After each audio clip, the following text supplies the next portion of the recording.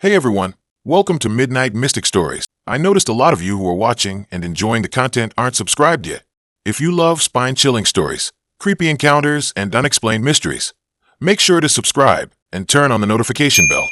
It really helps the channel grow and helps us keep bringing more of the content you love. And be sure to comment below where you are tuning in from. Thank you and enjoy the video. I still can't sleep right. Every time I close my eyes, I see his face. That smarmy, self-satisfied smirk. It wasn't always like that, though. At first, Mark was charming. Or at least, he knew how to put on a good show.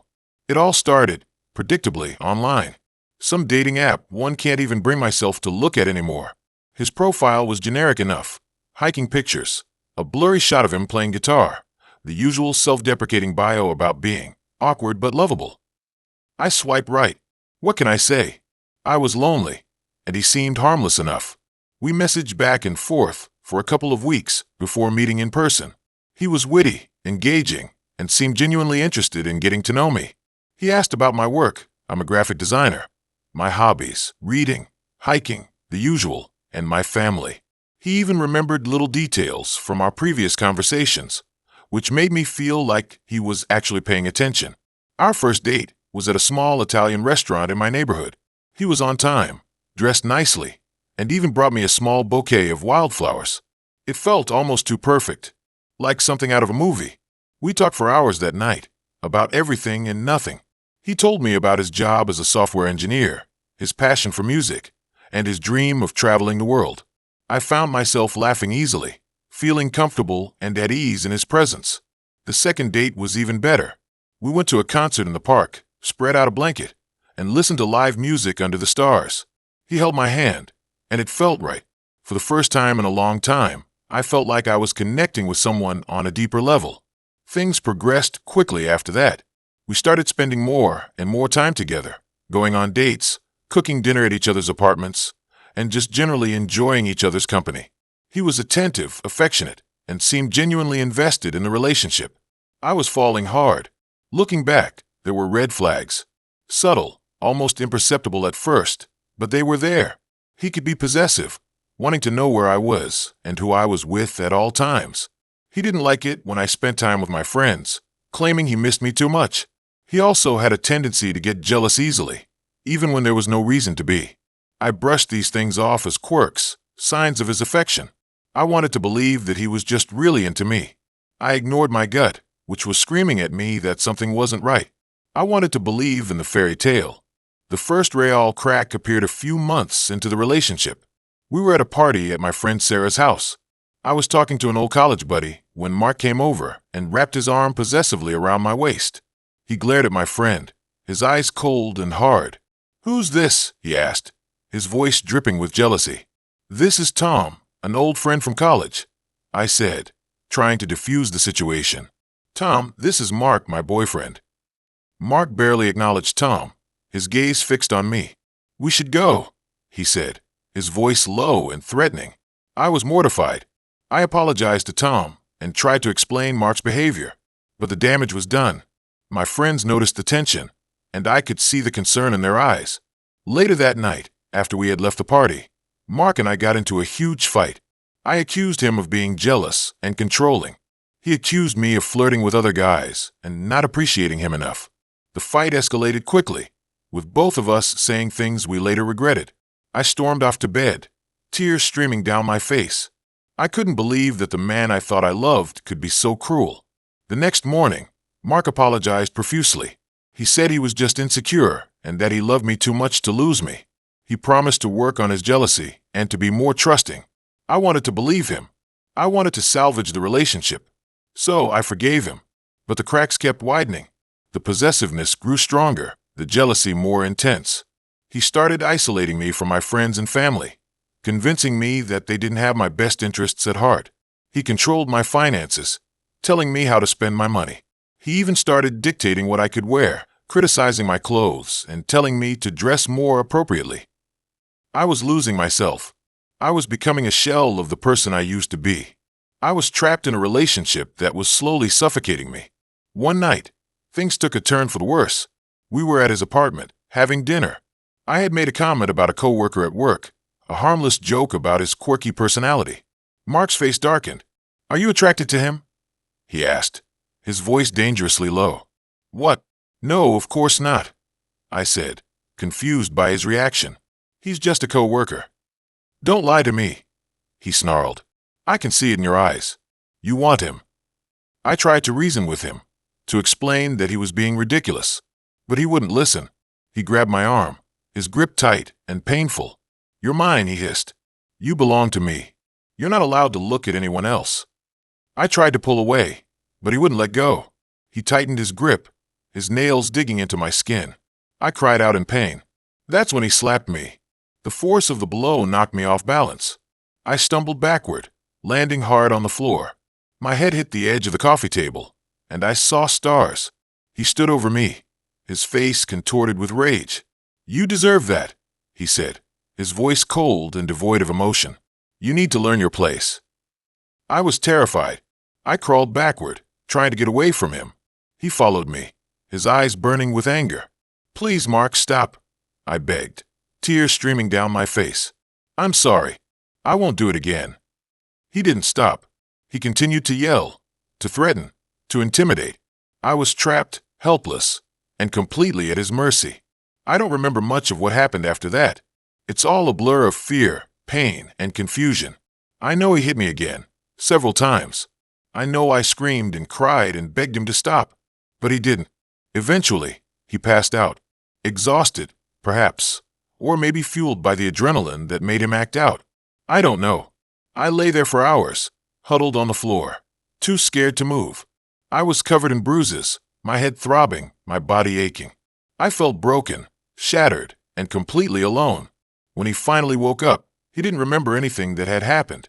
He looked at me, confused, and asked why I was on the floor. He claimed he had no recollection of hitting me. I knew I had to leave. I couldn't stay with him any longer.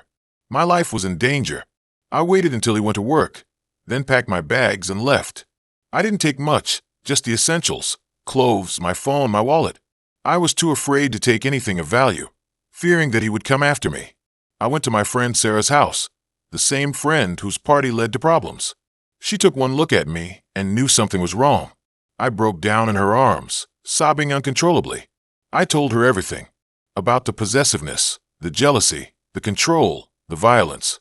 She listened patiently, her eyes filled with compassion and concern. She helped me get a restraining order against Mark. She helped me find a new apartment, far away from him. She helped me start to rebuild my life. It's been a long and difficult process. I'm still dealing with the trauma of what happened.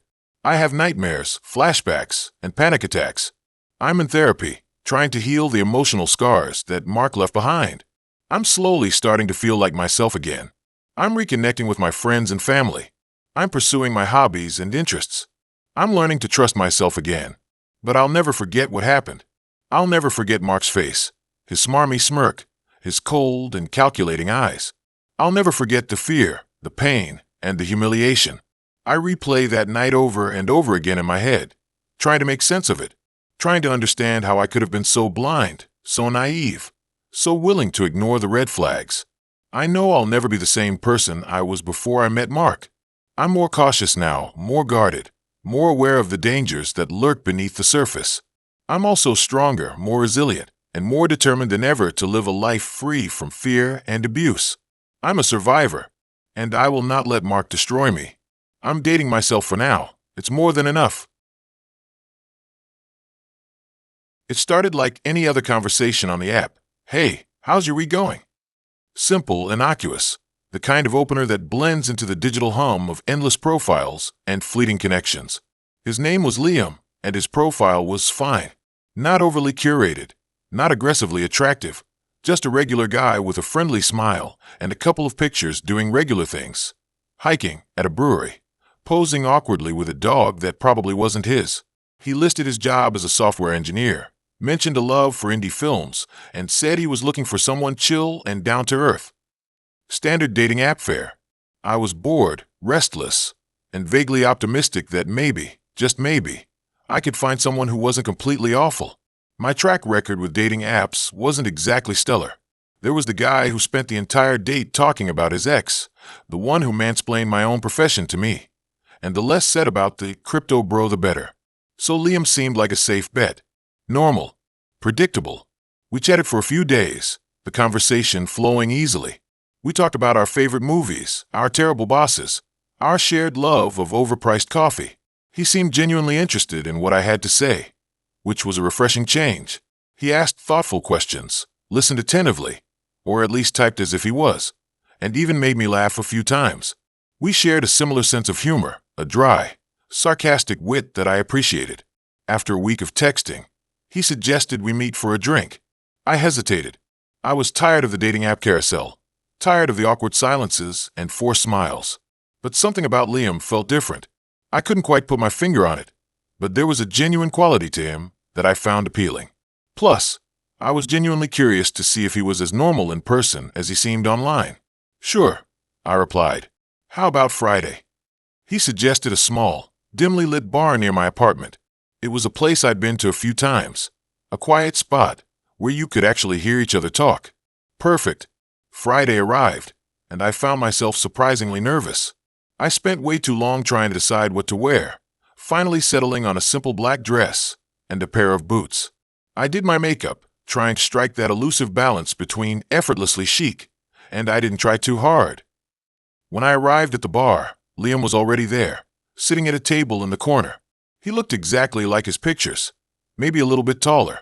He stood up as I approached, a warm smile on his face. "Hey," he said, his voice slightly deeper than I expected. "It's great to finally meet you." "You too," I replied, feeling a wave of relief wash over me. He seemed normal, just like his profile. The date started off well. We ordered drinks, made small talk, and eased into a comfortable conversation. He asked about my job, my hobbies, my family. I asked about his. He was a good listener, attentive and engaged. He laughed at my jokes, and I laughed at his. It was easy, effortless, almost too easy. As the evening progressed, the conversation started to shift. He asked more personal questions, probing into my past relationships, my insecurities, my fears. At first, I didn't think much of it. It seemed like he was just trying to get to know me better. But then the questions became more specific. He asked about my childhood, my earliest memories, my dreams. He wanted to know about my deepest, darkest secrets. It felt like he was trying to peel back the layers of my personality, searching for something hidden beneath the surface. I started to feel uncomfortable. The easygoing atmosphere of the date began to dissipate, replaced by a growing sense of unease. I tried to steer the conversation in a different direction, but he kept bringing it back to me, to my past, to my vulnerabilities. "You seem like you're holding something back," he said, his eyes fixed on mine. "Like you're afraid to let me see the real you." "I don't know what you're talking about," I replied, my voice barely above a whisper. "Don't be afraid," he said, reaching across the table and taking my hand. His touch was surprisingly cold. "I want to know everything. I want to know the real you." I pulled my hand away, feeling a shiver run down my spine. "I think I should go," I said, standing up from the table. "Don't go," he said, his voice suddenly sharp. "We're just getting started." He stood up as well, blocking my path. He was taller than I realized, his presence suddenly imposing. "I'm not feeling well," I said, my heart pounding in my chest. "I need to go home." "I can take care of you," he said, his eyes gleaming in the dim light. "I can make you feel better." "No, thank you," I replied, trying to keep my voice steady. "I can manage." I tried to move past him, but he blocked my way again. "Just one more question," he said, his voice low and menacing. "What are you so afraid of?" I didn't answer. I just stared at him, my mind racing. I needed to get out of there. I spotted a waiter nearby and caught his eye. "Excuse me," I said, my voice trembling. "Can you call me a cab?" The waiter looked confused but nodded and walked away to get his phone. Liam's grip on my arm tightened. "You can't run from me," he whispered. "I'll find you." The waiter returned and said a cab would be there in 5 minutes. I thanked him and turned back to Liam. "Let go of me," I said, my voice gaining strength. He hesitated for a moment, then slowly released my arm. "This isn't over," he said, his eyes burning into mine. I didn't say anything. I just turned and walked out of the bar, not looking back. I waited outside for the cab, shivering in the cold night air. I couldn't shake the feeling that Liam was watching me. When the cab finally arrived, I jumped in and told the driver to take me home. I locked the doors as soon as we pulled away, feeling a sense of relief wash over me. But the feeling didn't last. Over the next few days, I started to notice things. Small things at first. A light flickering in my apartment when I knew I'd turned it off. A strange noise outside my window in the middle of the night. A feeling of being watched, even when I was alone. I tried to rationalize it. I told myself I was just being paranoid, that I was letting my imagination get the best of me. But the feeling persisted, growing stronger with each passing day. Then, one evening, I came home to find my apartment door slightly ajar. My heart leaped into my throat. I cautiously pushed the door open and stepped inside. The apartment was silent, but I could feel that something was wrong. Everything was in its place, but there was a subtle sense of disarray, as if someone had been there and had been looking for something. I slowly walked through the apartment, checking each room. Nothing seemed to be missing, but I couldn't shake the feeling that I was being watched. As I reached my bedroom, I noticed something on my pillow. It was a single white rose, its petals slightly bruised. I picked it up, my hand trembling. Attached to the rose was a small note. I unfolded the note and read the words scrawled in messy handwriting. "I told you I'd find you." I dropped the rose and the note, a scream rising in my throat. I ran out of the apartment and didn't stop running until I reached my friend Sarah's house. I spent the night at Sarah's, terrified to be alone. I told her everything that had happened, from the initial conversation on the app to the unsettling date to the note on my pillow. Sarah was understandably concerned. She urged me to go to the police, but I hesitated. I didn't have any proof, just a feeling of unease and a vague threat. I was afraid they wouldn't take me seriously. But Sarah insisted, and finally, I agreed. We went to the police station the next morning and filed a report. The police listened to my story and promised to investigate, but they warned me that there wasn't much they could do without more evidence. I felt helpless, vulnerable. I knew that Liam was out there, watching me, waiting for me. I didn't know what he wanted, but I knew that he wouldn't stop until he got it.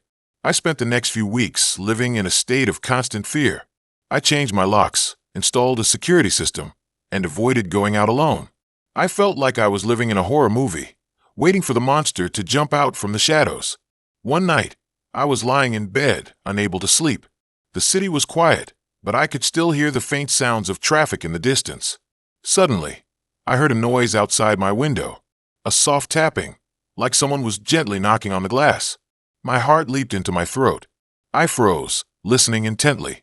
The tapping came again, louder this time. I slowly got out of bed and crept towards the window. I peered through the blinds, my hand trembling. Standing outside my window, illuminated by the streetlights, was Liam. He was staring directly at me, a sinister smile on his face. I screamed and stumbled back from the window, my mind racing. He had found me. He had broken into my life. I ran to the phone and dialed 911, my fingers shaking uncontrollably. I told the operator that someone was trying to break into my apartment, that I was in danger.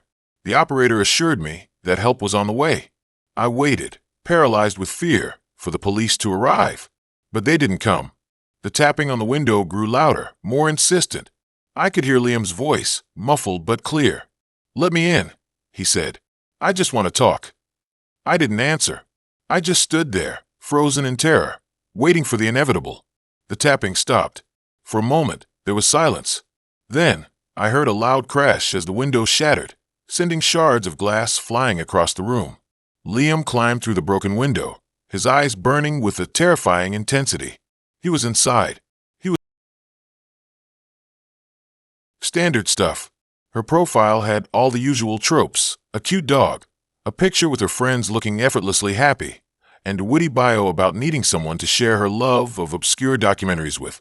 Sarah seemed normal, maybe even a little too normal for my usual taste, but I was trying to broaden my horizons. My last relationship had ended in a spectacular dumpster fire of unmet expectations and passive-aggressive post-it notes, so I figured a dose of normalcy was exactly what I needed. We chatted for a few days, mostly about hiking trails and the merits of various streaming services. She was quick-witted, engaged, and surprisingly knowledgeable about obscure film theory. I found myself actually looking forward to her messages, which was a welcome change from the usual dating app monotony. We decided to meet up for coffee at a local cafe. Nothing fancy, just a low-pressure way to see if the online chemistry translated to real life. She arrived right on time, which was already a point in her favor.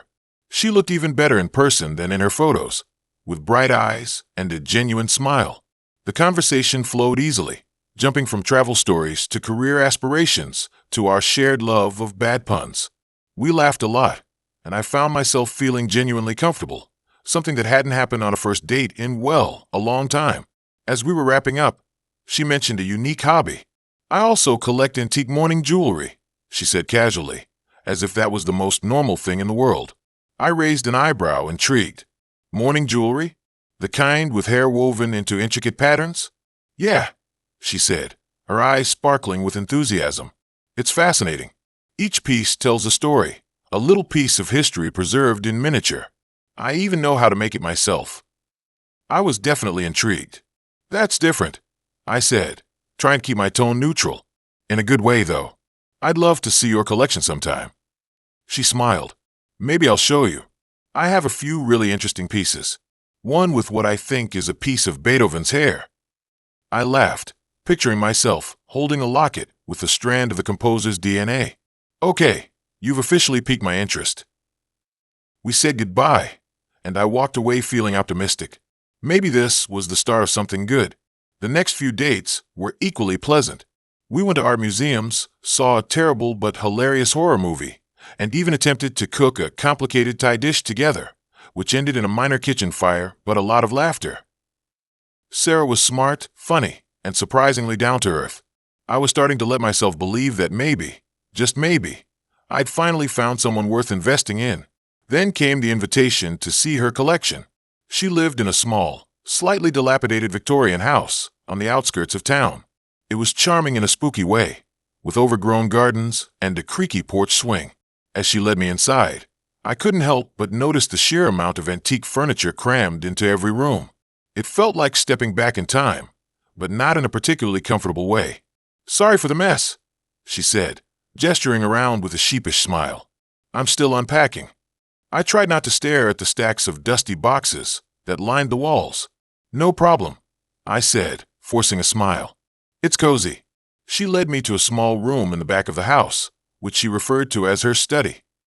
It was filled with glass display cases, each containing a piece of antique jewelry.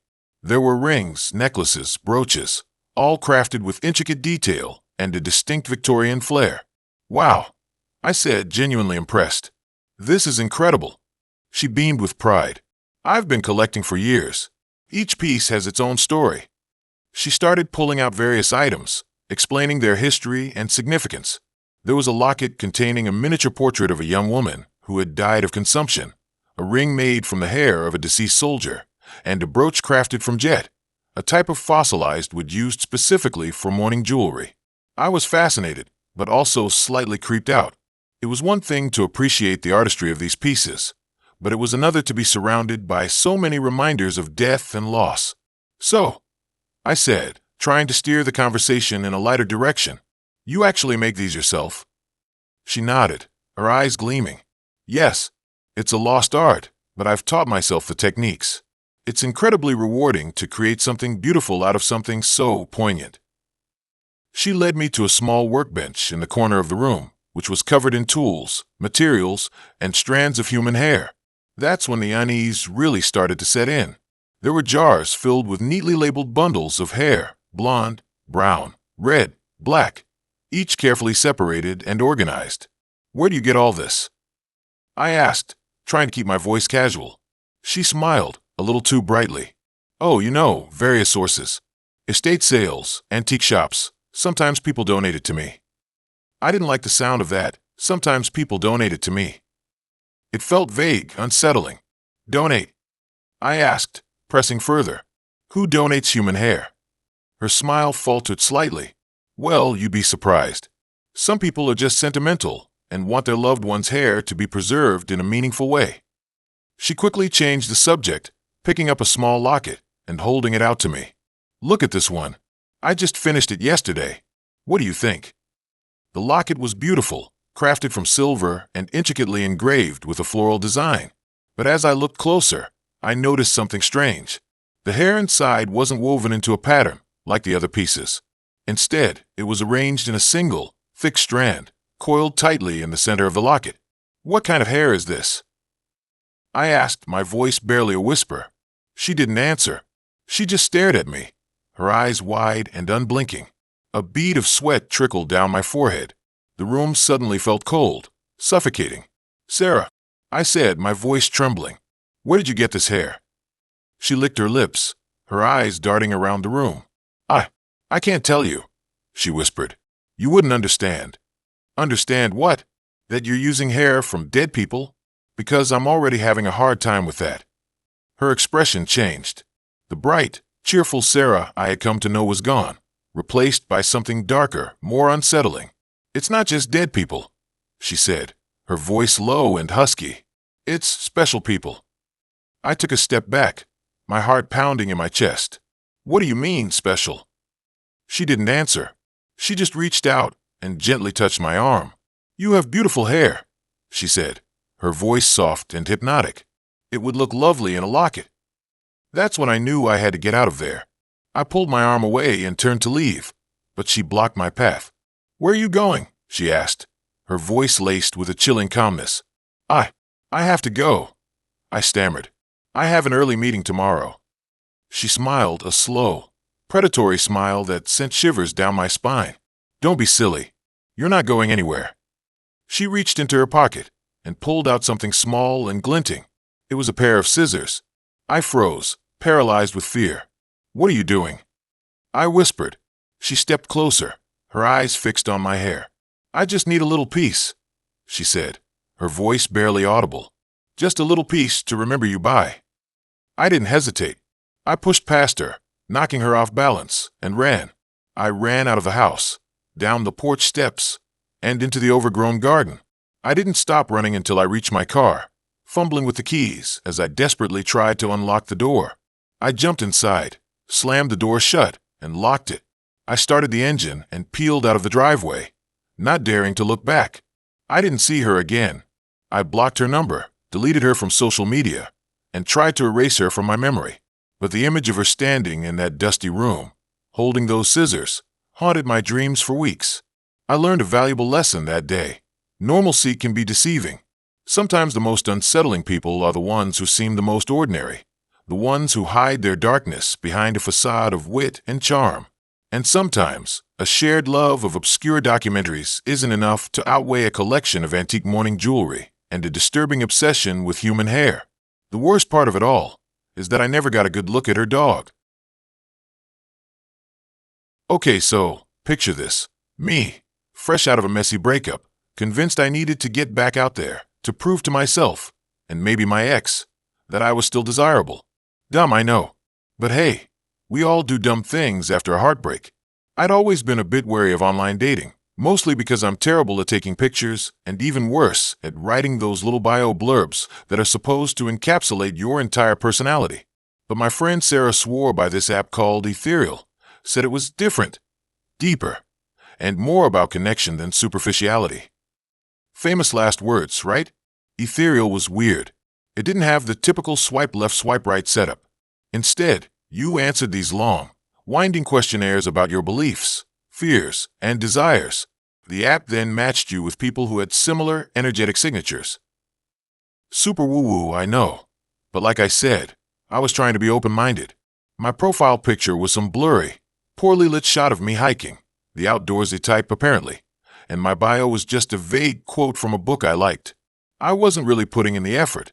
Anyway, after a few days of sifting through profiles of crystal enthusiasts and aspiring shamans, I matched with this guy named Julian.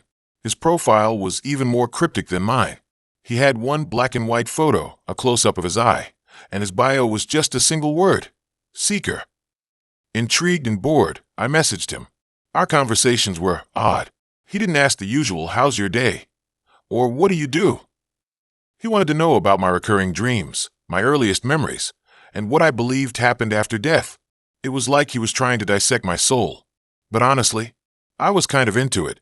It felt different from the surface-level conversations I was used to. He was intense, yes, but also intelligent and strangely captivating. We talked for a couple of weeks, mostly through late-night messages. He said he preferred communicating at night because the veil is thinner then. More red flags, I know, but I was ignoring them like they were mosquitoes at a beach bonfire. Eventually, he suggested we meet in person. He proposed a secluded cafe outside the city, a place with good energy. Against my better judgment, I agreed. The cafe was even creepier than I imagined. It was tucked away at the end of a dirt road, surrounded by overgrown trees. The building looked like it hadn't been painted in decades, and the only light came from flickering candles on the tables. The air was thick with incense and the faint smell of something burning. Still, I went inside. Julian was already there, sitting at a table in the corner. He looked different than I expected. His photo hadn't given much away, but in person, he was intense. He had piercing blue eyes, a gaunt face, and long, dark hair that fell past his shoulders. He was wearing a black turtleneck and a silver pendant that looked like some kind of a cult symbol. He stood up when I approached, his eyes never leaving mine. The date was unsettling. He didn't make small talk. He launched straight into deep, philosophical questions about the nature of reality, the illusion of time, and the power of the subconscious mind. He kept staring at me, like he was trying to see through me. I tried to steer the conversation towards lighter topics, but he always brought it back to the esoteric. At one point, he asked me about my biggest fears. I hesitated, not wanting to reveal too much, but he pressed me. So, I told him about my fear of losing control, of being trapped, of not being able to protect myself. He listened intently, his eyes gleaming in the candlelight. Then he smiled, a slow, unsettling smile that sent shivers down my spine. As the night wore on, I started to feel increasingly uncomfortable. Julian's questions became more personal, more probing. He asked about my past relationships, my family, my vulnerabilities. It felt like he was building a psychological profile of me. I tried to politely end the date, but he insisted on walking me to my car. Outside, the darkness was even more oppressive. The only sound was the rustling of leaves in the wind. As we walked, Julian started talking about ascension and transcendence. He said he was on a mission to help people awaken to their true potential. He said I had a rare energy, and that he could help me unlock it. He stopped in front of my car and turned to face me. His eyes were intense, almost hypnotic. He reached out and gently touched my hand. "Don't be afraid," he said, his voice soft but insistent. "I can show you things you've never imagined." I recoiled, pulling my hand away. "I think I should go," I said, my voice trembling. He didn't try to stop me, but as I got into my car, I saw his smile again. That unsettling, knowing smile. As I drove away, I couldn't shake the feeling that I was being watched. The next few days were weird. I kept getting messages from Julian, long, rambling texts about spiritual connections and destiny. I ignored them, trying to convince myself that I had just had a bad date with an eccentric guy. But then the dreams started. Vivid, disturbing dreams about being chased through dark forests, trapped in inescapable rooms, and suffocated by unseen forces. I'd wake up in a cold sweat, my heart pounding, feeling like someone was watching me even in my own home. I started seeing things out of the corner of my eye, shadows moving in the periphery, fleeting glimpses of figures in the darkness. I'd hear whispers when I was alone, faint, unintelligible murmurs that seemed to come from inside my own head. I was losing it. One night, I woke up to find my bedroom door slightly ajar. I lived alone, and I knew I had closed it before I went to sleep. I grabbed a knife from the kitchen and slowly crept through the apartment, checking every room. Nothing, but the feeling of unease persisted. I decided to confide in my friend Sarah, the one who had recommended Ethereal in the first place. I told her about Julian, the creepy date, the disturbing dreams, and the strange occurrences. She listened intently, her eyes widening with concern. "That's really messed up," she said. "You need to report him to the app and block him immediately." I nodded, feeling a sense of relief that someone finally believed me. I pulled out my phone to report Julian, but when I opened the Ethereal app, his profile was gone. It was like he had never existed. That's when the scariest part started. I tried to find his number, his social media, anything that could prove he was real. But there was nothing. No trace of Julian anywhere online. It was like he had vanished into thin air. I started to question my sanity. Was I imagining things? Was I just projecting my anxieties onto a harmless stranger? But then I remembered the cafe, the secluded location, the unsettling atmosphere. I knew something was wrong. I decided to do some digging. I searched online for information about Ethereal, the app where I met him. What I found chilled me to the bone. Ethereal wasn't a legitimate dating app. It was a front for a cult, a secretive group that preyed on vulnerable individuals seeking spiritual enlightenment. They used the app to identify potential recruits, people who were lost, lonely, and searching for meaning.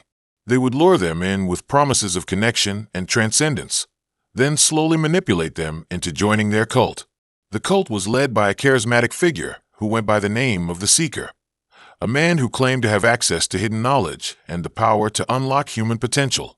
He used esoteric teachings and mind control techniques to brainwash his followers and control their lives. I realized with sickening clarity that Julian wasn't just some weird guy I met on a dating app. He was a recruiter for this cult, and I was his target. He had been trying to assess my vulnerabilities, my fears, my desires, so he could figure out how to manipulate me. The realization hit me like a punch to the gut. I had been so naive, so desperate for connection that I had almost walked right into the clutches of a dangerous cult. And the scariest part was realizing that they knew things about me, things I hadn't told anyone, things they could use to control me. I immediately deleted the Ethereal app and changed my phone number. I moved to a new apartment, a different city, trying to distance myself from the cult and their influence. I still have nightmares about Julian, about the Seeker, about the dark forces that almost consumed me. I'm still wary of online dating, of opening myself up to strangers. I know that not everyone is who they seem to be, and that some people have ulterior motives. The experience with Julian taught me a valuable lesson, that sometimes the greatest danger comes from the people who promise to save you.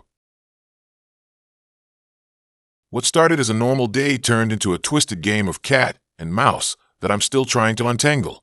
It all started with a simple dating app, Bloom, I think it was called. The usual endless scroll of filtered photos and curated bios. I wasn't looking for anything serious, just a distraction, maybe a fun night out. I swiped right on a guy named Ethan.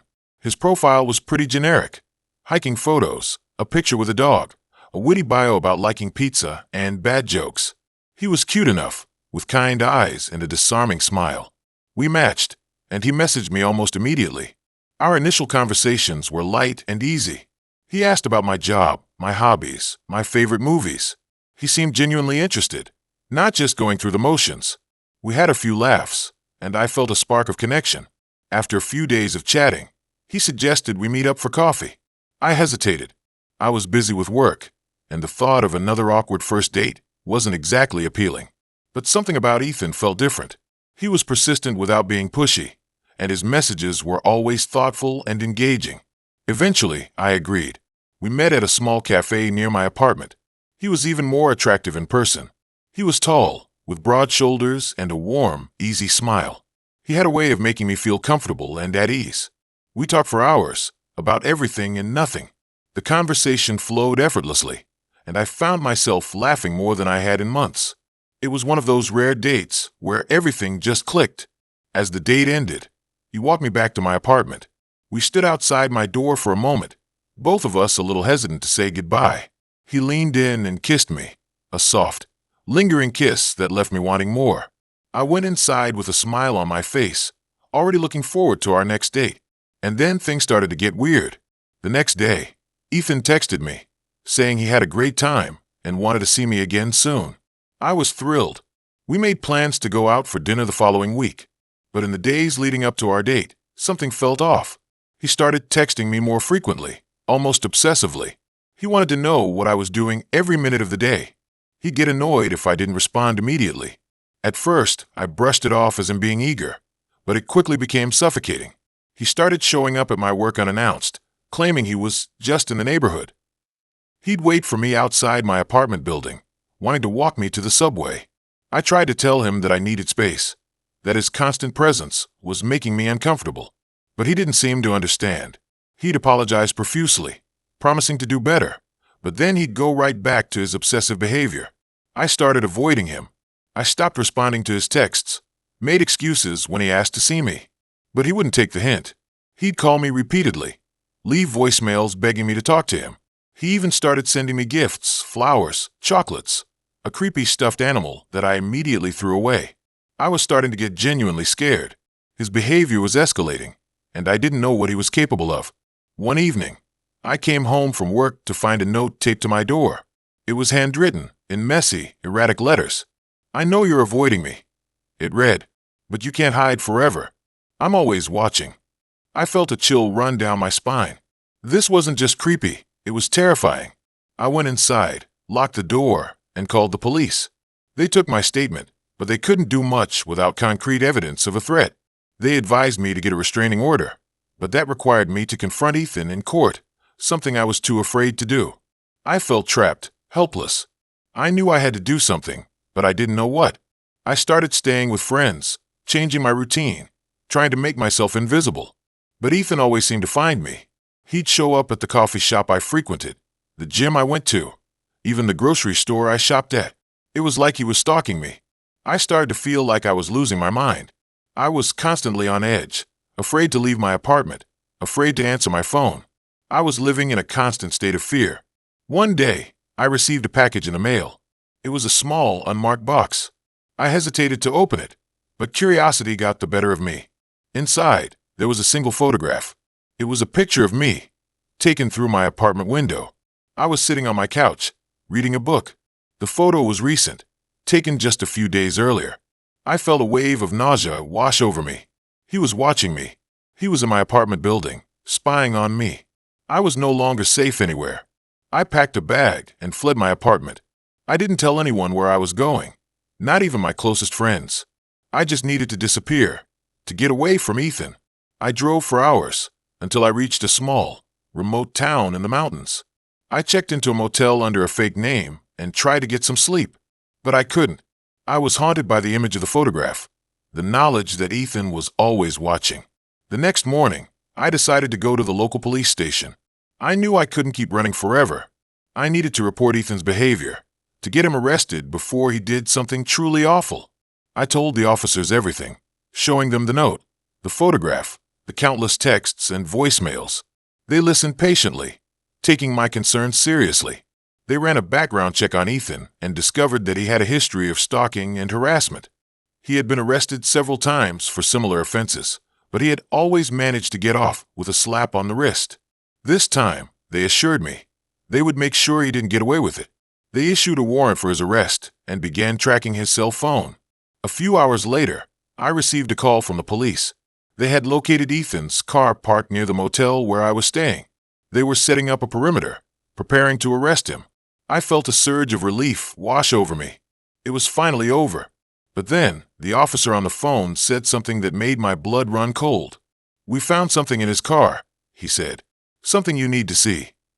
I drove to the police station, my heart pounding in my chest. The officers led me to a small room where they had laid out the contents of Ethan's car. There was a laptop, a camera, a pair of binoculars.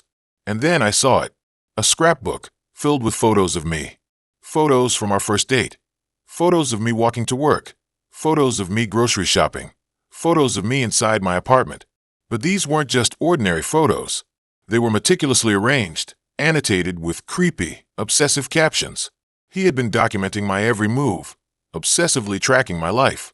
But that wasn't the worst part.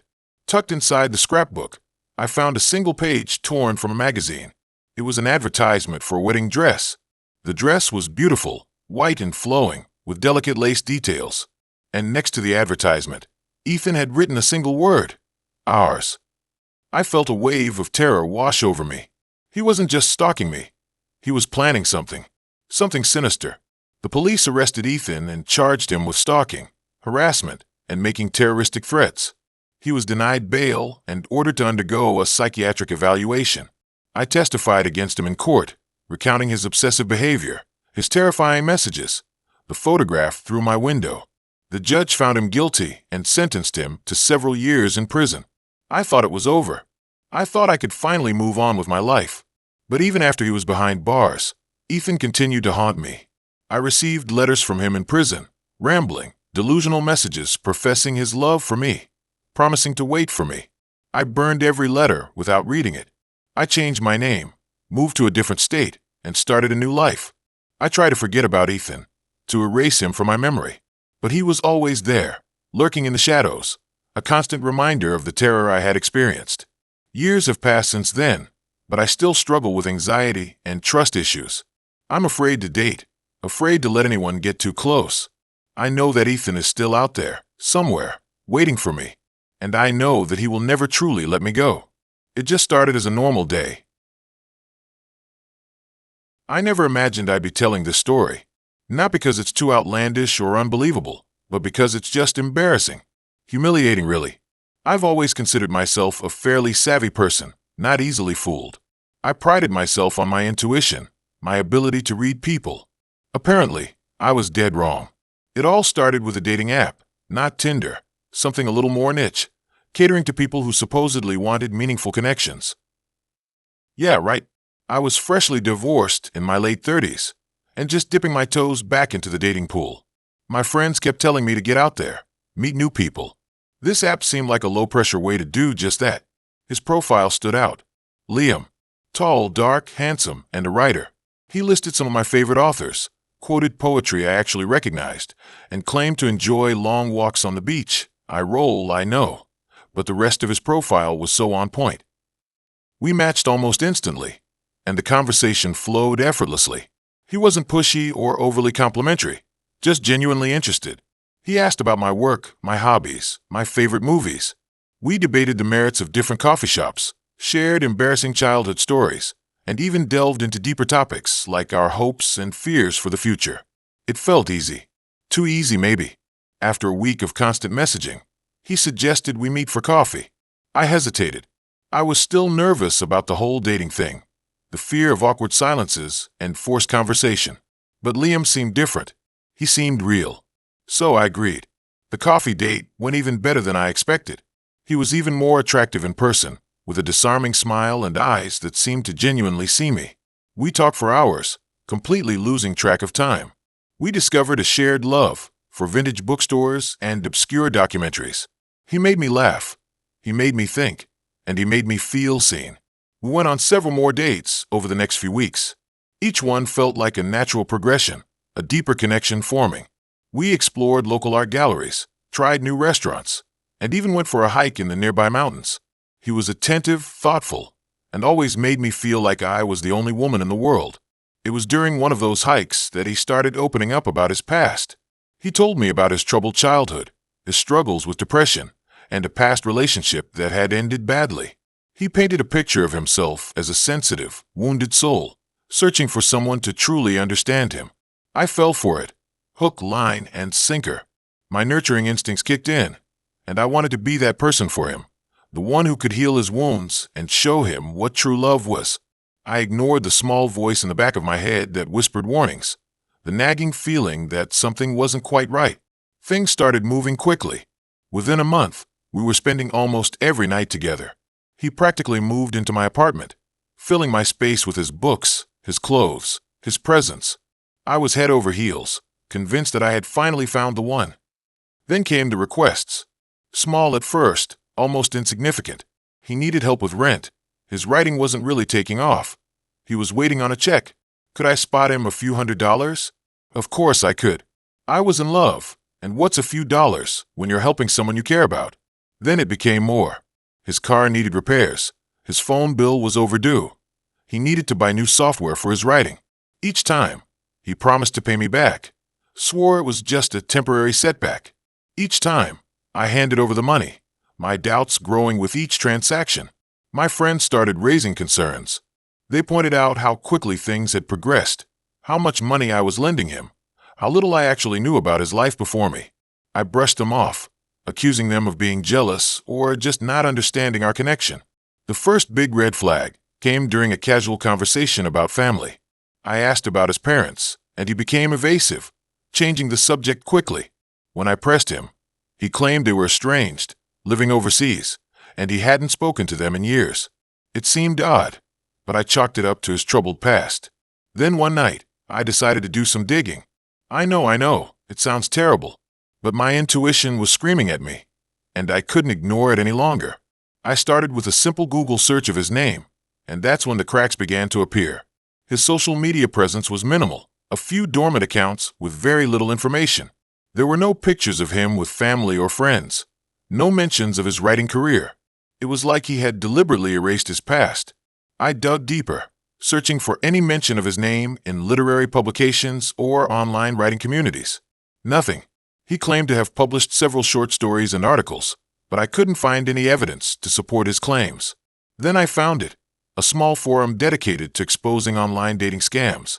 There, buried in the depths of the thread, was a post about a man using the name Liam, preying on vulnerable women and draining their bank accounts.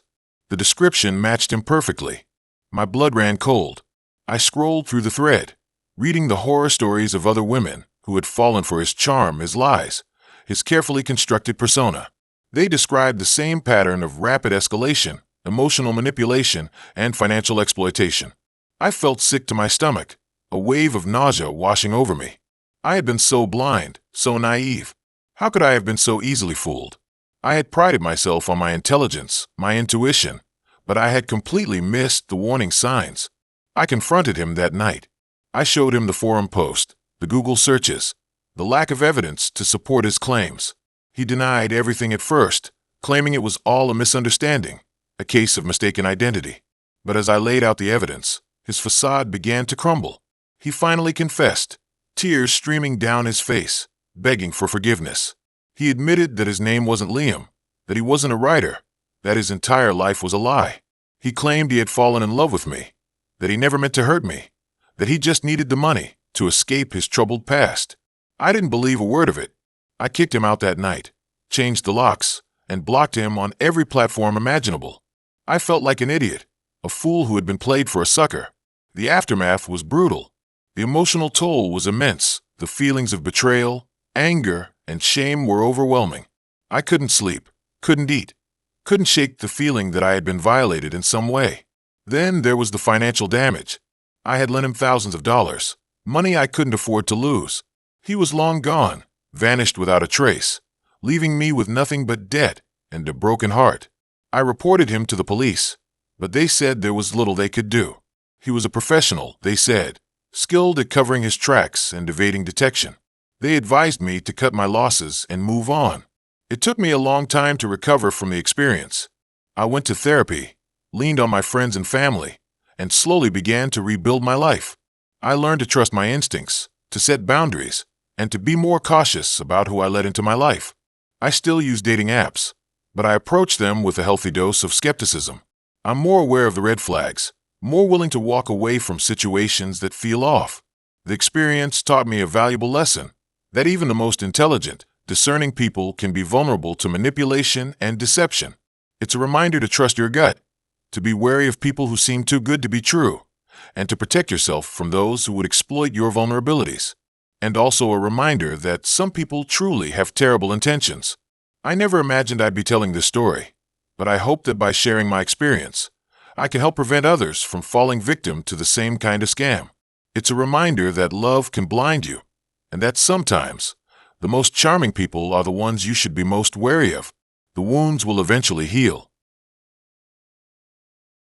I never thought I'd be sharing this story, not because it's particularly unbelievable, but because it makes me sound so damn naive. Looking back, I can see all the red flags waving like a parade, but at the time, I was blinded by, well, I don't even know what. Loneliness, the thrill of something new, maybe just plain stupidity. It all started with a dating app, one of those niche ones geared toward people with specific interests. In this case, a shared love for obscure historical periods. I've always been a history geek, and thought I might have something in common with people on it. It seemed like a good way to meet someone who wasn't just looking for a hookup. I was 32 at the time, single for longer than I cared to admit, and starting to feel like I was missing out on something. Anyway, I matched with this guy named Elias. His profile was intriguing. He had a picture of himself dressed in what looked like medieval garb, holding a replica sword. He had a long beard, and his bio mentioned his fascination with the Knights Templar. Okay, maybe a little too into it, I thought, but I swiped right anyway. He seemed harmless enough, and his messages were surprisingly articulate and thoughtful. We talked for a few weeks before agreeing to meet up. He suggested this small, out-of-the-way restaurant that served traditional European cuisine. I figured, why not? It's not like I had anything better to do. The restaurant was even weirder than I expected. It was dimly lit, with heavy wooden furniture and tapestries hanging on the walls. The waiters were dressed in what looked like vaguely historical costumes, and the menu was written in some kind of old-fashioned script. Elias was already there when I arrived, and he was even more intense in person. He was wearing a long, black coat, and his beard was neatly trimmed. He greeted me with a formal bow, which I found both amusing and slightly off-putting. We sat down and started talking, and he was actually really interesting. He knew a lot about history, not just the Knights Templar stuff, but also about art, literature, and philosophy. He was passionate and engaging, and I found myself drawn to his energy. He made me feel like I was the only person in the room, which was flattering, even if it was a little much. As the evening progressed, though, things started to get strange. He kept bringing the conversation back to the Knights Templar, talking about their secret knowledge and their hidden treasures.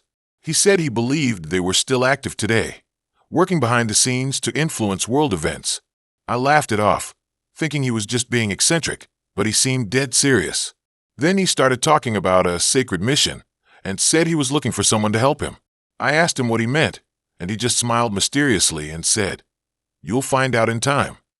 I was starting to get uncomfortable, but I didn't want to be rude, so I tried to steer the conversation in a different direction. We talked about our jobs, our hobbies, and our families. He was a little evasive about his personal life, but I chalked it up to him being private. After dinner, he suggested we go for a walk in the park. It was a beautiful night, and I figured it would be a good way to end the date. We strolled along the paths, talking and laughing. But then, out of nowhere, he stopped and turned to me, his eyes intense. "I need to show you something," he said. He led me off the path and into the woods, deeper and deeper until we were completely surrounded by trees. I started to get nervous. "Elias, where are we going?" I asked. He didn't answer, just kept walking, pulling me along with him. Finally, we reached a clearing. In the center of the clearing was a large, flat stone, covered in moss and leaves. Elias knelt down and started brushing the leaves away, revealing a series of symbols carved into the stone. "Do you know what these are?" he asked. I shook my head. "These are Templar symbols," he said. "They mark a sacred site, a place of great power." He looked up at me, his eyes gleaming in the moonlight. "I've been searching for this place for years," he said, "and now that I've found it, I need your help to unlock its secrets." I was officially freaked out. I didn't know what was going on, but I knew I wanted out of there. "Elias, I don't think I'm the right person for this," I said. "I'm not a historian. I'm just a librarian." He laughed, a cold, unsettling laugh. "Don't be so modest," he said. "You have a keen mind, a thirst for knowledge. You're exactly what I need." He reached out and took my hand, his grip surprisingly strong. "Come," he said. "Let me show you." He started reciting some kind of incantation, his voice low and rhythmic. The air around us seemed to grow colder, and I could feel a strange energy building in the clearing. I tried to pull my hand away, but he wouldn't let go. I was terrified. "Elias, stop it!" I yelled. "You're scaring me." He ignored me, continuing his incantation. The symbols on the stone began to glow, and a low hum filled the air. I felt like I was losing my mind. Suddenly, there was a loud crack, and the ground beneath us began to shake. Elias let go of my hand and stepped back, his eyes wide with excitement. "It's working," he cried. "It's finally working." A beam of light shot up from the stone, illuminating the clearing. The light was so bright that I had to shield my eyes. When I looked again, I saw that the stone had split in two, revealing a dark opening beneath. Elias turned to me, his face flushed with triumph. "Come," he said. "Let's see what awaits us." He started to climb down into the opening. I stood there for a moment, paralyzed with fear. I didn't know what to do. Should I run? Should I call the police? Or should I follow him down into the darkness? I thought back to my cousin's advice. She said if I ever felt unsafe on a date, just leave. I didn't think of the consequences. That's when I heard a noise behind me. I turned around and saw a group of people emerging from the trees. They were all dressed in black robes, and their faces were hidden by hoods. They were carrying torches, and their eyes glowed in the darkness. I realized they were looking at me. I turned and ran. I ran as fast as I could, back through the woods, back to the path, back to the restaurant. I didn't stop running until I reached my apartment. I locked the door behind me and collapsed on the couch, gasping for breath. I was shaking all over. I couldn't believe what had just happened. I had almost been sacrificed to the Knights of Templar. I barely knew the guy. I spent the rest of the night huddled in my apartment, too scared to sleep. In the morning, I went to the police and told them everything. They took my statement and said they would investigate, but they seemed skeptical. They said Elias was known to them, that he had a history of mental illness and had been involved in some fringe religious groups. They said they would keep an eye on him, but they couldn't do anything unless he actually broke the law. I never heard from Elias again. I deleted my dating app profile and vowed never to go on another blind date. It took me a long time to recover from the experience. I had nightmares for months, and I was constantly looking over my shoulder, afraid that he or his robed friends would come after me. Eventually, the fear faded, but the memory never did. It was a wake-up call, a reminder that not everyone is who they seem to be, and that sometimes the most charming people are the most dangerous. Now, I am happily married. I met my wife through a friend of a friend. We have been together for 8 years and have never experienced anything as terrifying as my date with Elias. We often joke about it, about how I almost got sacrificed. We are more careful now when dating and getting to know new people. It is a lesson I will never forget. I still get chills thinking about it, even years later. People say, "Oh, online dating horror stories. Everyone has one." But mine was different. It wasn't just a bad date or a weirdo. It was something that burrowed under my skin and made me question everything I thought I knew about trust and human nature. It all started innocently enough. I was in my late 20s, recently single, and feeling that familiar itch to meet someone. My friends had been using dating apps with varying degrees of success, so I figured, why not? I downloaded a few, created a profile, and started swiping. It was a mix of funny conversations, awkward small talk, and the occasional ghosting, the usual. Then I matched with Daniel. He was intriguing. His profile was thoughtful, filled with obscure literary references and witty observations. He wasn't conventionally handsome, but he had this intelligent, slightly brooding look that I found myself drawn to. We started chatting, and the conversations flowed easily. We talked about books, movies, our shared love for hiking, and our hopes and dreams for the future. He seemed genuine, empathetic, and incredibly intelligent. I was cautiously optimistic. After a week or so of texting, we decided to meet for coffee. The date went even better than I expected. He was even more charming in person, with a dry wit and a way of making me feel like I was the only person in the room. We talked for hours, laughing and sharing stories. There was a palpable connection between us, a spark that I hadn't felt in a long time. We made plans to see each other again, and again, and again. Over the next few months, Daniel and I became inseparable. We went on hikes, explored new restaurants, spent cozy nights in watching movies, and had deep, meaningful conversations about everything and nothing. He was everything I thought I wanted in a partner. Intelligent, funny, kind, and passionate. I fell hard and fast. He told me he felt the same. He talked about our future together, about traveling the world and building a life together. I let myself believe it. I was so caught up in the whirlwind of romance that I ignored the little red flags that started popping up. Little things, at first. He was intensely private about his past. He never talked about his family or his childhood. When I asked, he would brush it off, saying it was complicated or not important. He was also incredibly possessive. He didn't like me spending time with my friends without him, and he would get jealous and insecure if I even mentioned another man. At the time, I chalked it up to him being deeply in love with me. I told myself it was sweet, that he just cared about me a lot. I was so blinded by infatuation that I didn't see it for what it really was, control. Then the incident started. One night, I came home from work to find my apartment had been ransacked. Drawers were pulled open, clothes were strewn everywhere, and my laptop was missing. I called the police, but they said there was nothing they could do without any signs of forced entry. I was shaken, but I assumed it was just a random burglary. A few weeks later, my car was vandalized. Someone had keyed the side of it, leaving a long, deep scratch. Again, I reported it to the police, but they couldn't find any leads. I started feeling paranoid, like I was being watched. I confided in Daniel, and he was incredibly supportive. He told me he would do anything to protect me, that he wouldn't let anything happen to me. He even started staying over at my apartment every night, which I found comforting at the time. But then things escalated. I started receiving anonymous phone calls. The caller would just breathe heavily into the phone, never saying a word. They would call at all hours of the day and night, making it impossible to sleep. I changed my number, but the calls continued.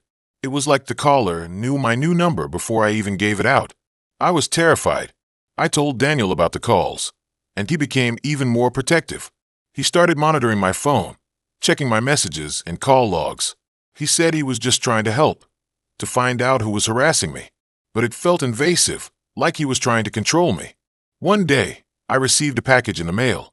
Inside, there was a photograph of me sleeping in my bed. The photo was clearly taken without my knowledge, from outside my window. I completely lost it. I was convinced that someone was stalking me, that my life was in danger. I went to the police, showed them the photo, and told them everything that had been happening. They took me seriously this time and launched an investigation. They started monitoring my apartment and tapping my phone. A few days later, the police called me in for questioning. They had traced the anonymous phone calls and the photograph back to one person, Daniel. I was in shock. I couldn't believe that the man I loved, the man I trusted, was the one who had been terrorizing me. The police told me that Daniel had been obsessively tracking my every move. He had hacked into my phone and computer, installed hidden cameras in my apartment, and was manipulating me into feeling dependent on him. He had orchestrated the burglary, vandalized my car, and sent me the threatening phone calls and photograph, all in an attempt to isolate me and control me. I was devastated, heartbroken, and terrified. I felt like I had been living a lie, that everything I thought I knew about Daniel was a fabrication. The police arrested Daniel, and he was charged with stalking, harassment, and invasion of privacy. He pleaded guilty and was sentenced to several years in prison. I moved to a new city, changed my name, and started therapy to deal with the trauma. It took me a long time to recover from what happened. I struggled with trust issues, anxiety, and nightmares. I couldn't shake the feeling that I was being watched, that Daniel was still out there somewhere, waiting to get me. It's been years since then, and I've made a lot of progress in my healing journey. I'm in a healthy relationship now, with a man who respects and trusts me. But I still have moments of fear, of doubt. I still find myself checking the locks on my doors multiple times a night, and I still get a knot in my stomach whenever I see a man who resembles Daniel. What happened to me was real. It was terrifying, and it changed me forever. I share my story not for sympathy, but to warn others about the dangers of online dating and the importance of trusting your gut. Red flags are red flags for a reason. Don't ignore them, no matter how much you want to believe in someone. Protect yourself. Be careful who you let into your life. And never, ever underestimate the capacity for human cruelty. There are people out there who are capable of anything, and you never know who they might be pretending to be. Listen to your instincts. Even if you are wrong, it is better to be safe than sorry. It's been almost a decade, and I still catch myself replaying the events in my head, trying to pinpoint the exact moment when my perfectly ordinary dating life veered off into something else. Something I still can't fully explain. I was in my early 20s, living in a small college town, and like most of my friends, I was navigating the world of online dating. Tinder, Bumble, OkCupid, I dabbled in them all, mostly looking for casual fun and maybe, just maybe, something more meaningful. I matched with Liam on OkCupid. His profile was surprisingly thoughtful, filled with references to obscure indie films and philosophical quotes. He described himself as an introspective wanderer with a passion for art and long conversations. He was attractive in a brooding, intellectual way, dark hair, piercing blue eyes, and a perpetually serious expression. He wasn't the typical frat boy I usually went for, but something about him intrigued me. Our initial messages were engaging. We talked about our favorite books, debated the merits of different directors, and even delved into our personal philosophies. He seemed genuinely interested in getting to know me beyond surface-level attraction. After a week of messaging, we decided to meet for coffee. The coffee date went surprisingly well. Liam was even more captivating in person. He had a quiet intensity that drew me in, and he listened intently to everything I said, as if I were revealing profound secrets. We talked for hours, easily losing track of time. By the end of the date, I was completely smitten. We started seeing each other regularly. We went to art galleries, watched independent films at the local cinema, and spent hours talking in dimly lit coffee shops. Liam was unlike anyone I had ever dated. He was deep, complex, and utterly fascinating. He seemed to see the world in a different way, and he opened my eyes to new perspectives and ideas. But as I got closer to Liam, I started noticing some oddities. He was intensely private about his personal life. He never talked about his family, his past, or his friends. When I asked him about his job, he was vague, saying he worked on projects from home. He never invited me to his apartment, always insisting on meeting at public places. He also had a strange fascination with death and the occult.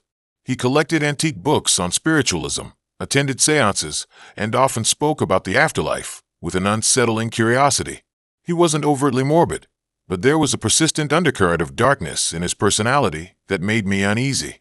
I tried to brush off my concerns, telling myself that he was just eccentric and that I was being judgmental. But the oddities kept piling up. One night, we were walking through a park when he suddenly stopped and stared intently at a seemingly empty patch of grass. When I asked him what he was looking at, he said he saw spirits and that they were trying to communicate with him. Another time, he gave me a necklace with a strange symbol on it, claiming it was an ancient amulet that would protect me from negative energy. The symbol looked vaguely familiar, but I couldn't place it. I later discovered it was a variation of a symbol associated with the controversial occult group known for their extreme rituals and beliefs. Despite my growing unease, I found myself increasingly drawn to Liam. He had a magnetic quality that was hard to resist. I was infatuated with his intelligence, his passion, and his unique perspective on the world. I wanted to believe that he was just a misunderstood artist with a penchant for the unconventional. Then, things took a turn for the truly disturbing. One evening, Liam invited me to a special event at a secluded location outside of town. He was secretive about the details, only saying that it was a gathering of like-minded individuals who shared his interest in spirituality and the occult.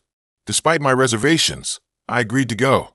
The location turned out to be an old, abandoned farmhouse nestled deep in the woods. The house was dilapidated and overgrown with vines, giving it a sinister and foreboding appearance.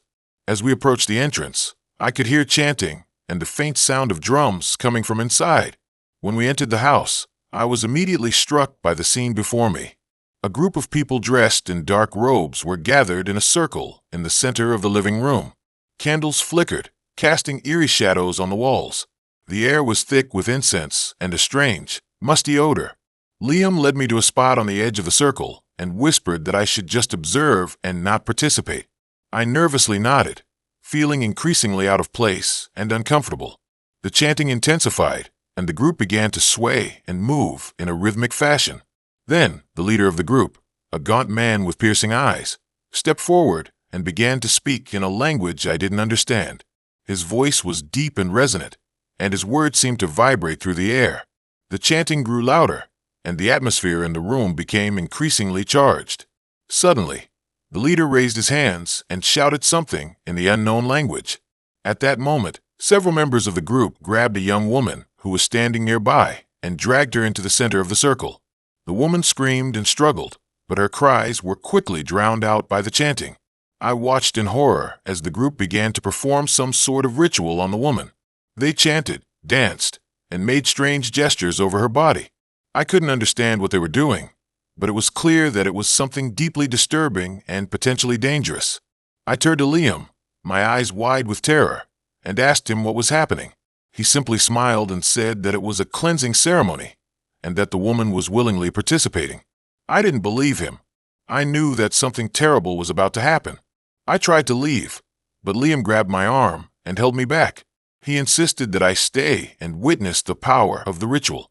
I struggled against his grip, but he was stronger than I expected. I felt trapped and helpless. As the ritual progressed, the chanting reached a fever pitch, and the atmosphere in the room became almost unbearable. The woman in the center of the circle was now completely still, her eyes closed and her body limp. The leader of the group raised a dagger and prepared to strike. At that moment, something inside me snapped. I screamed, pushed Liam away, and ran towards the woman. I grabbed her hand and pulled her to her feet. Together, we fled the farmhouse, running as fast as we could into the darkness of the woods. We didn't stop running until we reached a main road. We flagged down a passing car and asked the driver to take us to the nearest police station. When we arrived, we told the police everything that had happened. The police raided the farmhouse, but the group had already dispersed. They found evidence of ritualistic activity, but no bodies and no definitive proof of any crimes. Liam was never apprehended, and the woman I rescued disappeared shortly after the incident. I was left traumatized and haunted by what I had witnessed. I dropped out of college, moved back home, and spent months in therapy trying to process what had happened. I never dated again for years, and I still struggle to trust people. To this day, I don't know what exactly Liam was involved in or what the group was planning to do with the woman, but I know that I narrowly escaped something truly evil. The memory of that night, the chanting, the shadows, the fear in the woman's eyes, it's all etched into my mind forever. It's a reminder that sometimes the most charming and intelligent people can be hiding the darkest secrets, and that sometimes the most ordinary dates can lead to the most extraordinary horrors. I don't use dating apps anymore. I see people who resemble Liam sometimes. I avoid crowds. I still dream of the farmhouse. Okay, so I need to tell the story. I really do. Not just for me, to get off my chest, but for anyone else out there who might be thinking, hey, a dating app, what's the worst that could happen? Trust me, you don't want to find out. This isn't a dramatic, I met a serial killer story, but it's unsettling in a way that stuck with me for years, and I think it's a good reminder that the internet is full of surprises, and not always the good kind. It was during my senior year of college. I was finally feeling a little less stressed about the future, starting to actually enjoy my last few months of freedom. I'd been single for a while, focusing on school and friends, but I was also starting to feel that little itch to meet someone. My friends were all using dating apps, so I figured, why not give it a shot? I downloaded Bumble, made a profile with some semi-decent pictures, mostly me with my dog, because who can resist that? And started swiping. I matched with a bunch of guys, had some okay conversations, a few awkward dates, the usual. But then I matched with Liam. He was cute, had a good job, and seemed genuinely interested in getting to know me. We talked for a few days, and the conversation flowed easily. He wasn't overly flirty or pushy, which was a nice change of pace. We bonded over our love for indie music and hiking, and decided to meet up for coffee. The first date was great. He was even more attractive in person, and we laughed a lot. We talked for hours about everything and nothing, and I left feeling genuinely excited. We went on a few more dates after that. A concert, a hike, dinner at a cute little restaurant. Everything felt natural and easy. He was attentive, thoughtful, and seemed to really care about what I had to say. I was starting to fall for him, hard. After about a month of dating, he invited me back to his apartment. I was a little hesitant, but I also really liked him, and it felt like the natural next step. His apartment was nice, clean, and had a great view of the city. We watched a movie, cuddled on the couch, and eventually, things got intimate. It was good, really good. I felt comfortable and safe with him, and I left the next morning feeling happy and content. That's when things started to get weird. Over the next few weeks, Liam started to become more possessive. He wanted to know where I was at all times, who I was with, and what I was doing. He'd text me constantly throughout the day, and if I didn't respond immediately, he'd get anxious and start calling. At first, I brushed it off as him just being really into me, but it quickly became suffocating. He also started to make comments about my friends, especially the guys. He'd accuse me of flirting with them or spending too much time with them. It was ridiculous.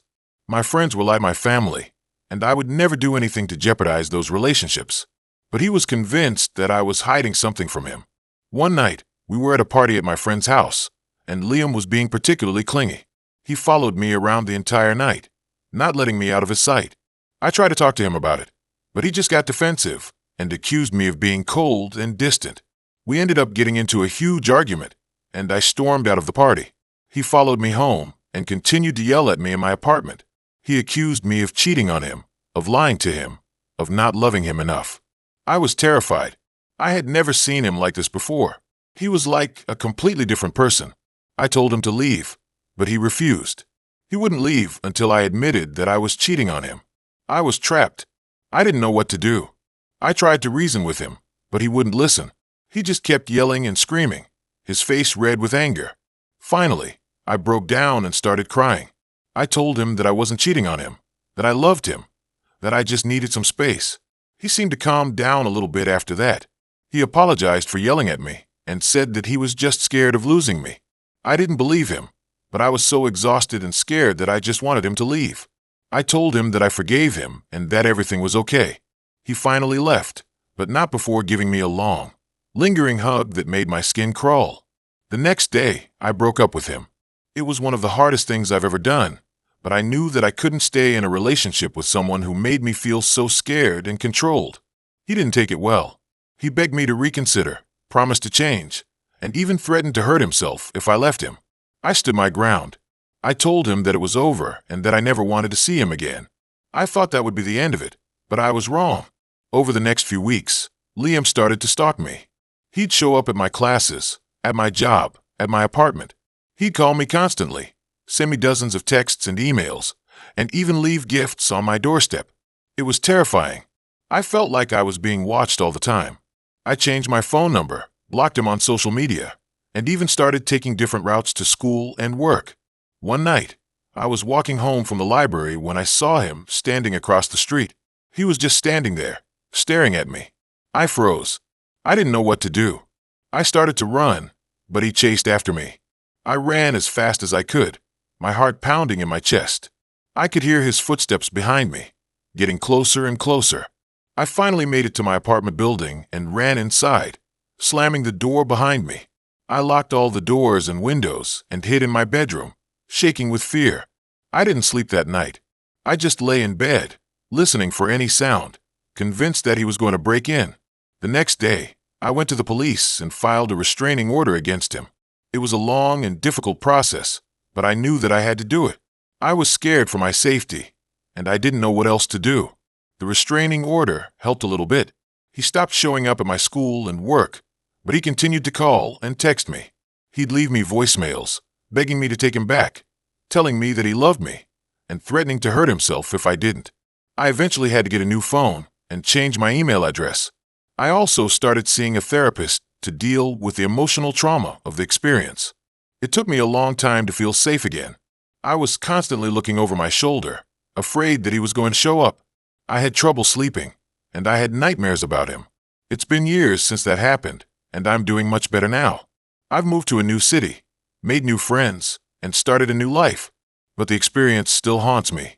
It taught me a valuable lesson about the dangers of online dating and the importance of trusting my instincts.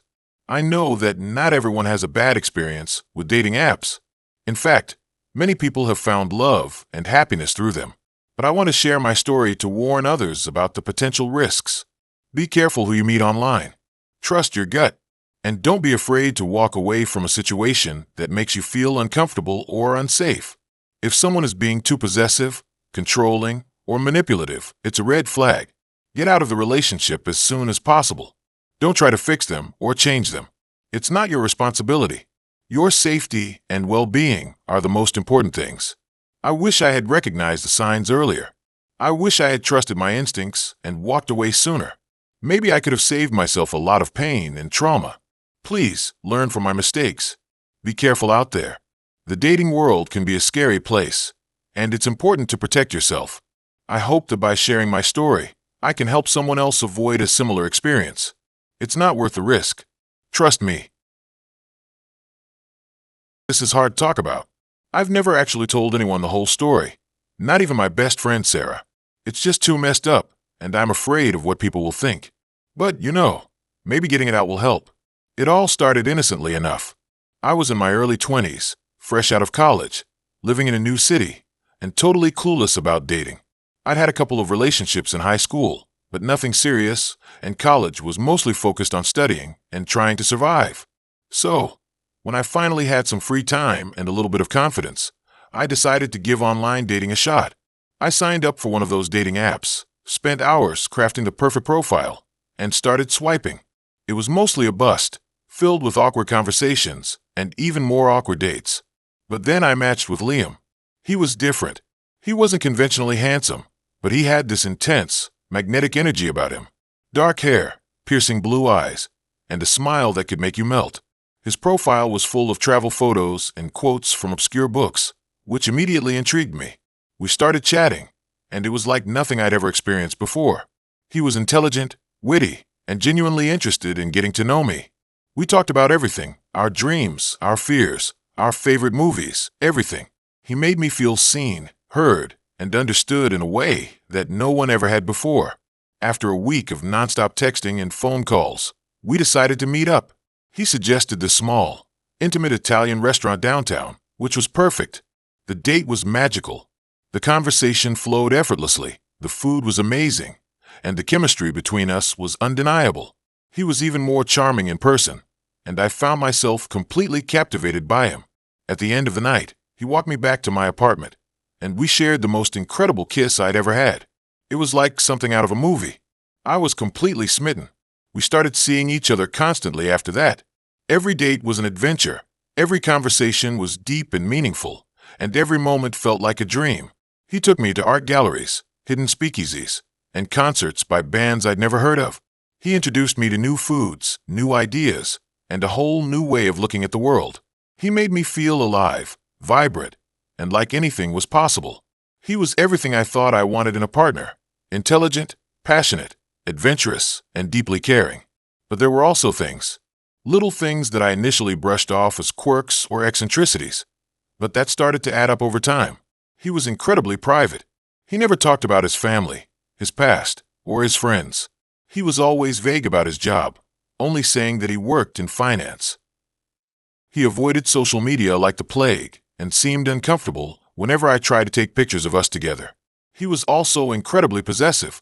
He wanted to spend all his time with me and got jealous whenever I made plans with other people. He would call and text me constantly throughout the day, wanting to know where I was and what I was doing. At first, I found it endearing, like he was just really into me. But it quickly became suffocating. And then there were the mood swings. He could be incredibly loving and affectionate one minute, and then cold and distant the next. He would get angry over the smallest things, and his anger was intense and frightening.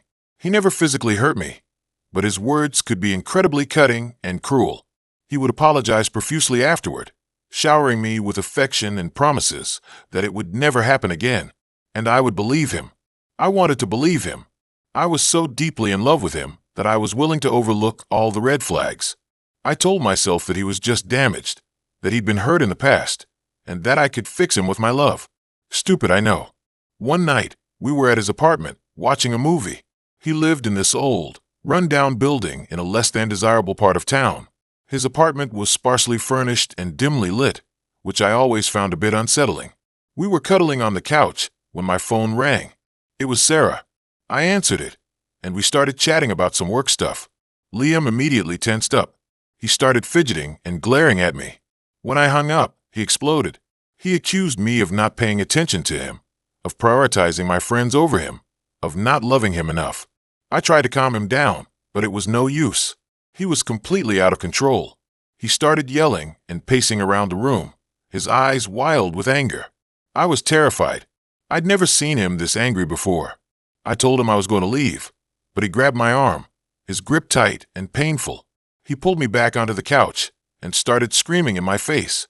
He said I was his, that I belonged to him, and that I couldn't leave him.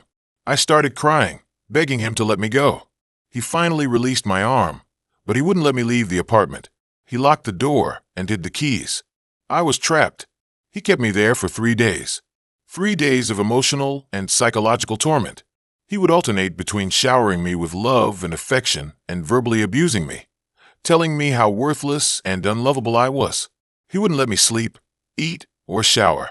He isolated me from the outside world, taking away my phone and preventing me from contacting anyone. I was completely broken, both physically and emotionally. On the 3rd day, he left the apartment to go to work. I don't know why he left the door unlocked. Maybe he thought I wouldn't try to escape, or maybe he just didn't care anymore. But I did.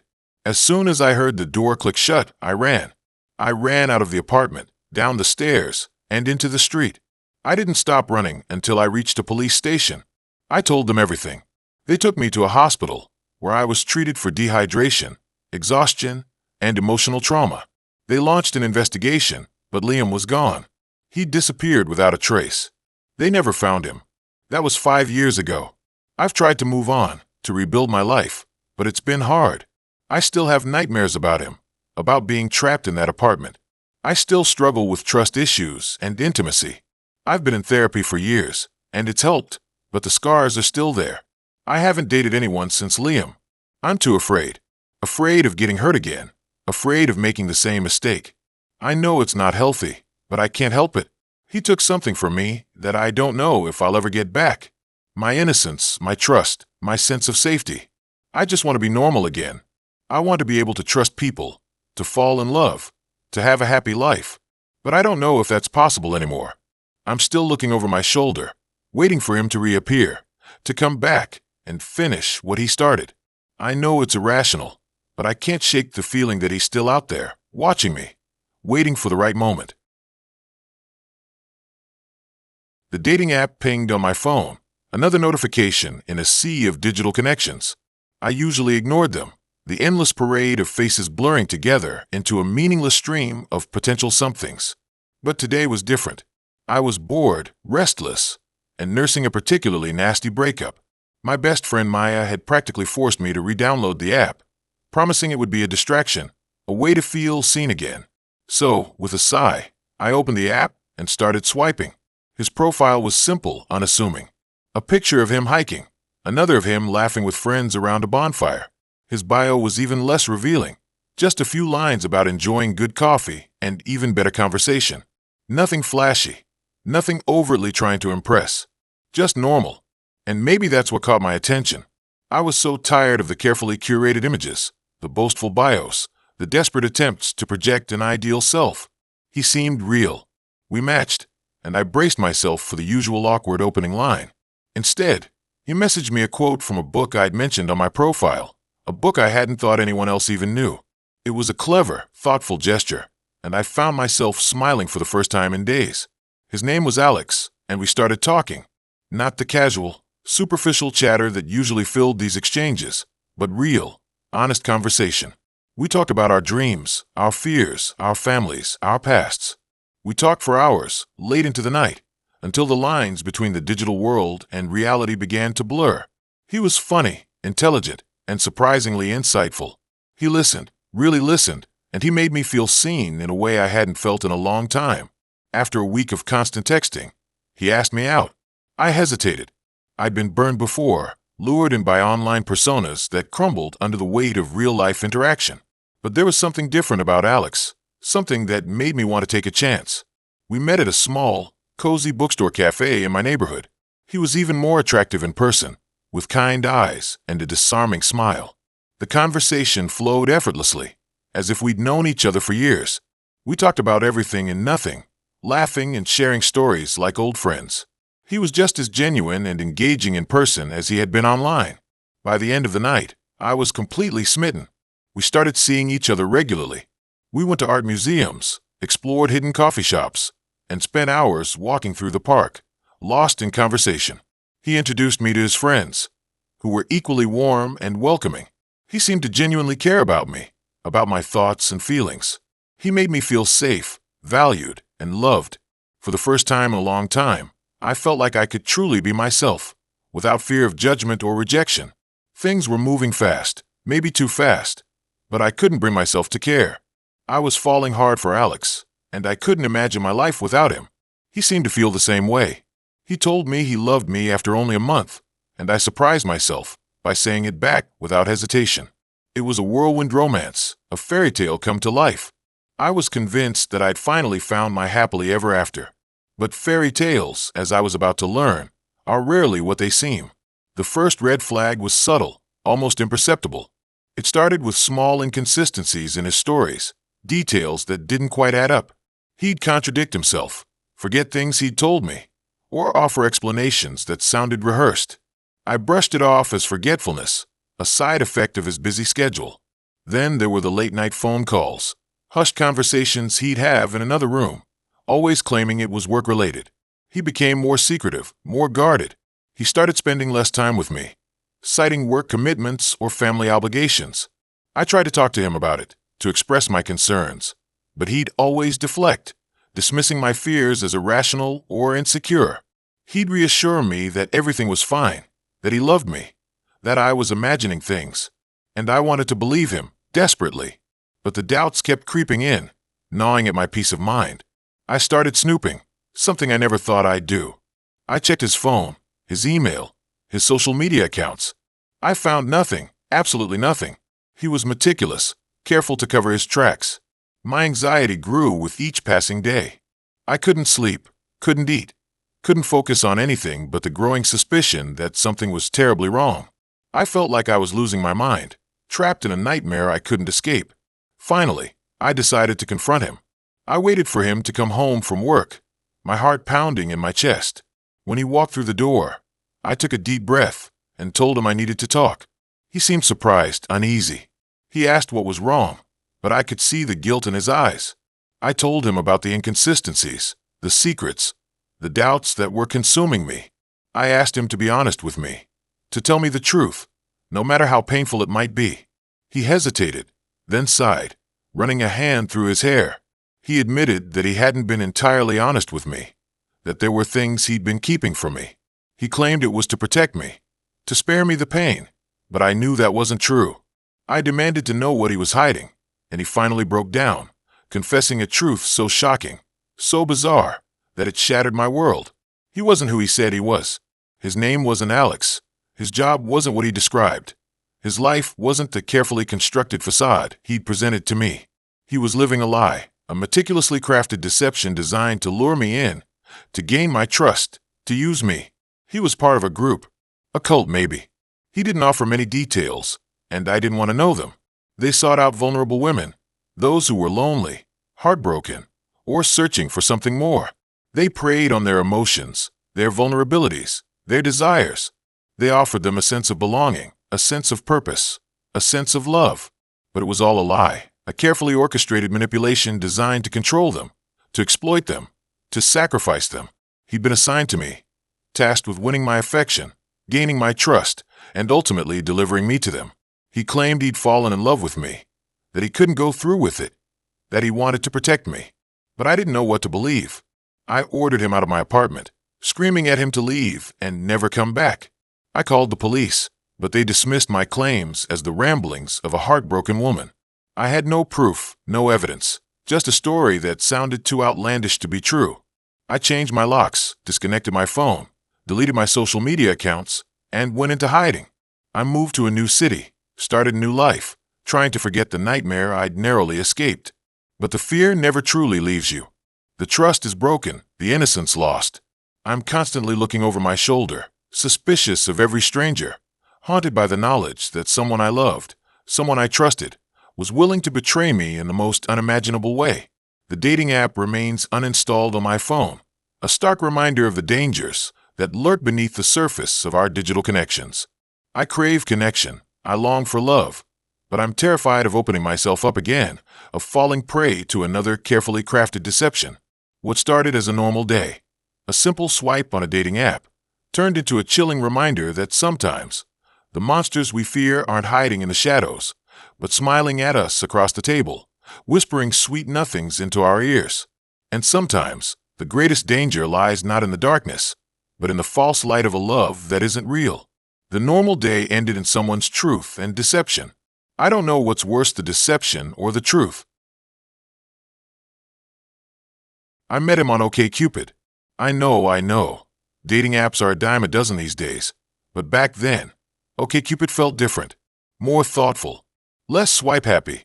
I was 24, fresh out of a long-term relationship, and feeling cautiously optimistic about dipping my toes back into the dating pool. His profile stood out.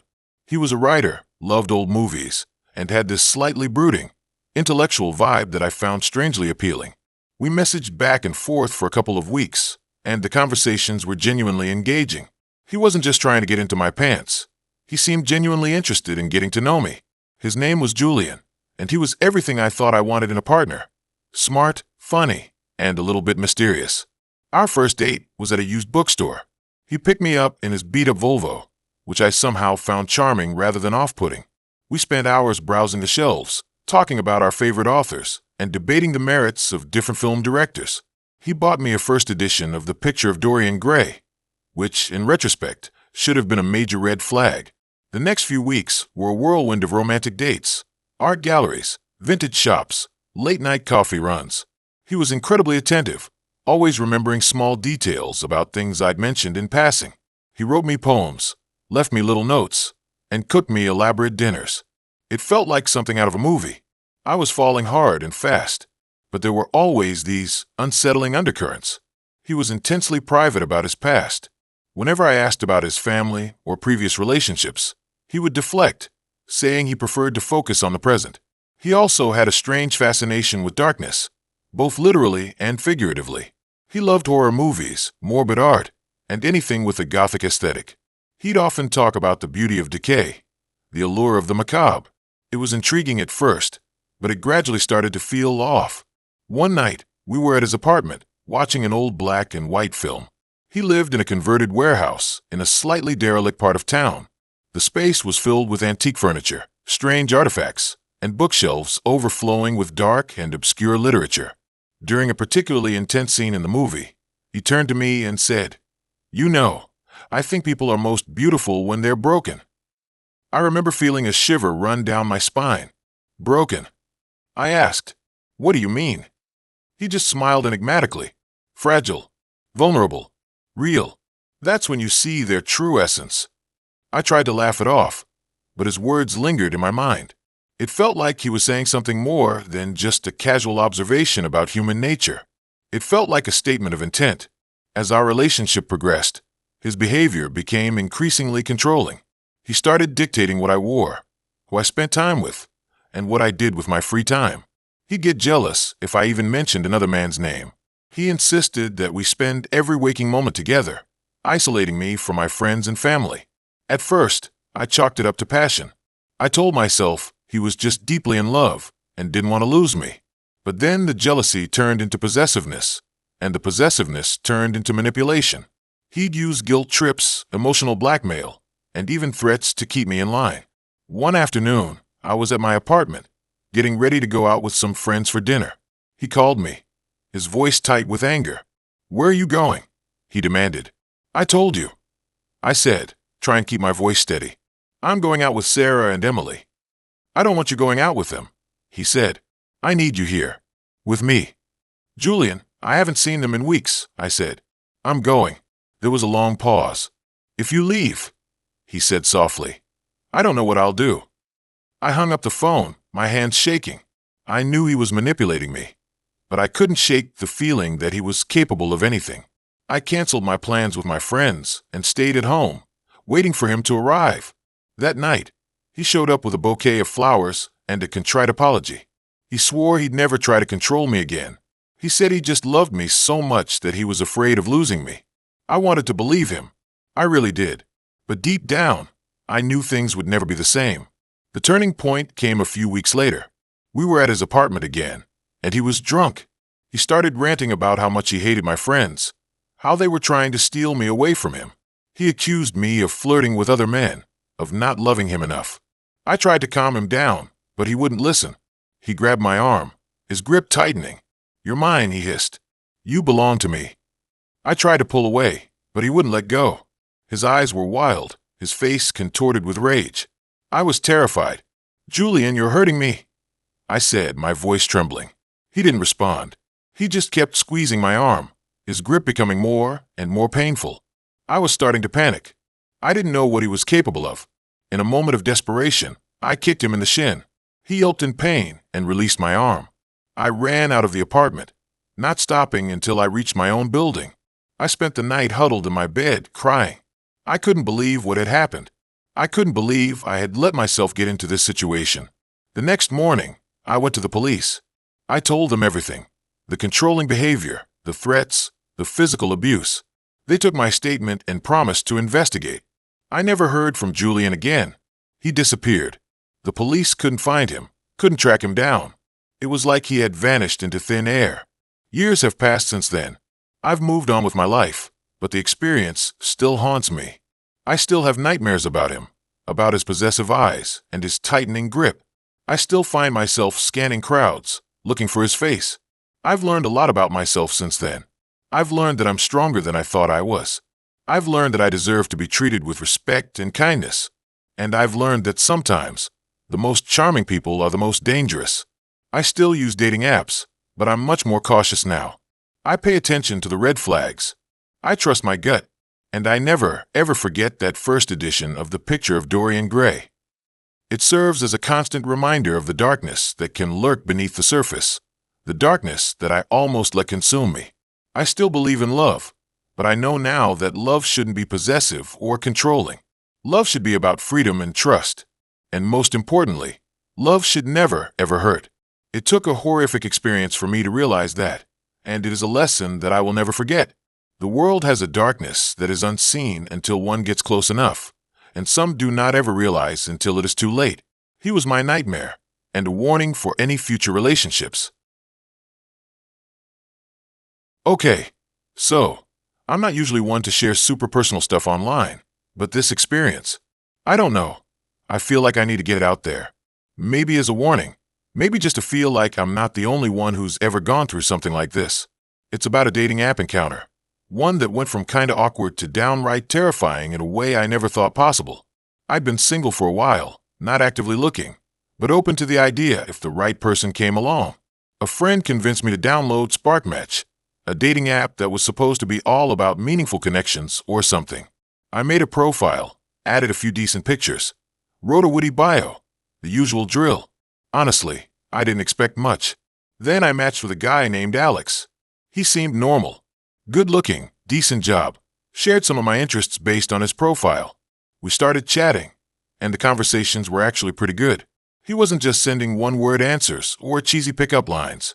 We talked about books, movies, our families, all that stuff. He was a good conversationalist. He was intelligent, and he listened when I spoke. After a few days, he suggested we meet up for coffee. I hesitated for a second, but he seemed genuine, and I figured why not? We met at a coffee shop near my apartment. He was even better looking in person, dressed casually but stylishly. The conversation flowed easily, and we laughed a lot. He seemed genuinely interested in getting to know me, and I felt comfortable around him. We talked for hours, and before I knew it, the coffee shop was closing.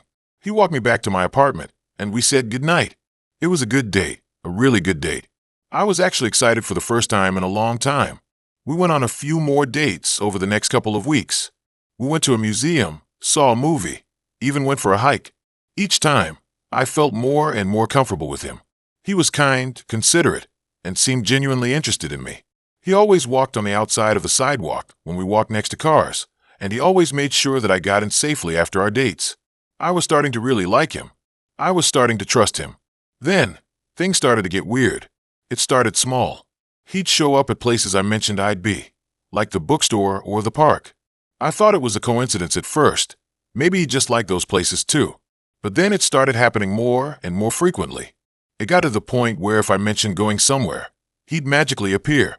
He would say, "Oh, wow, I just love this place. I come here all the time." Then he'd wink, and it always sent shivers down my spine. He also started texting me more and more often, sometimes multiple times an hour. If I didn't respond right away, he'd get anxious and ask if everything was okay.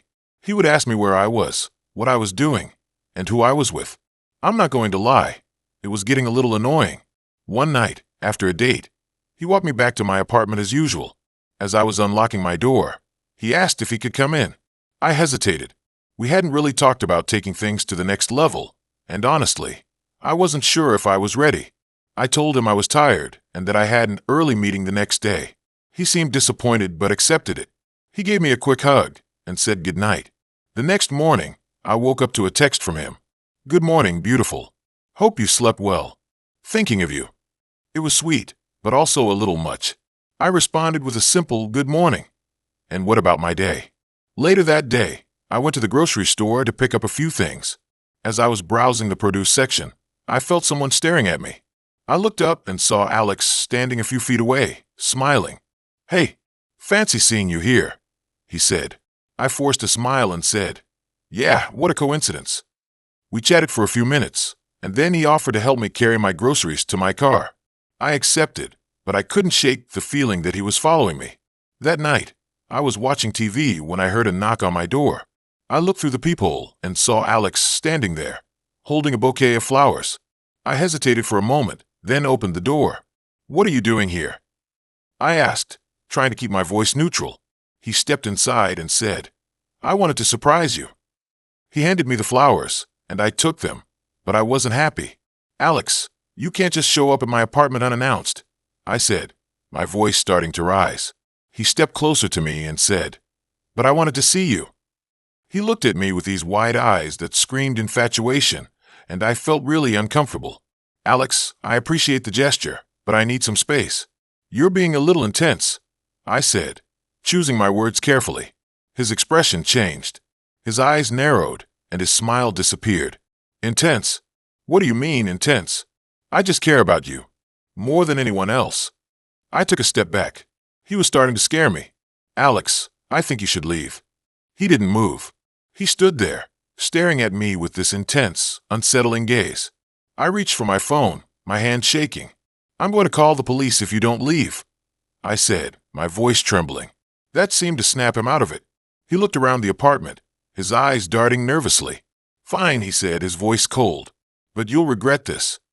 He turned and walked out the door, slamming it behind him. I locked the door, my hand shaking so badly I could barely hold the keys. I sank to the floor, tears streaming down my face. I was terrified. I had a feeling that this wasn't over. I spent the rest of the night huddled on my couch, afraid to move, afraid to sleep. I was afraid he was going to come back. The next day, I called my best friend, Sarah, and told her everything that had happened.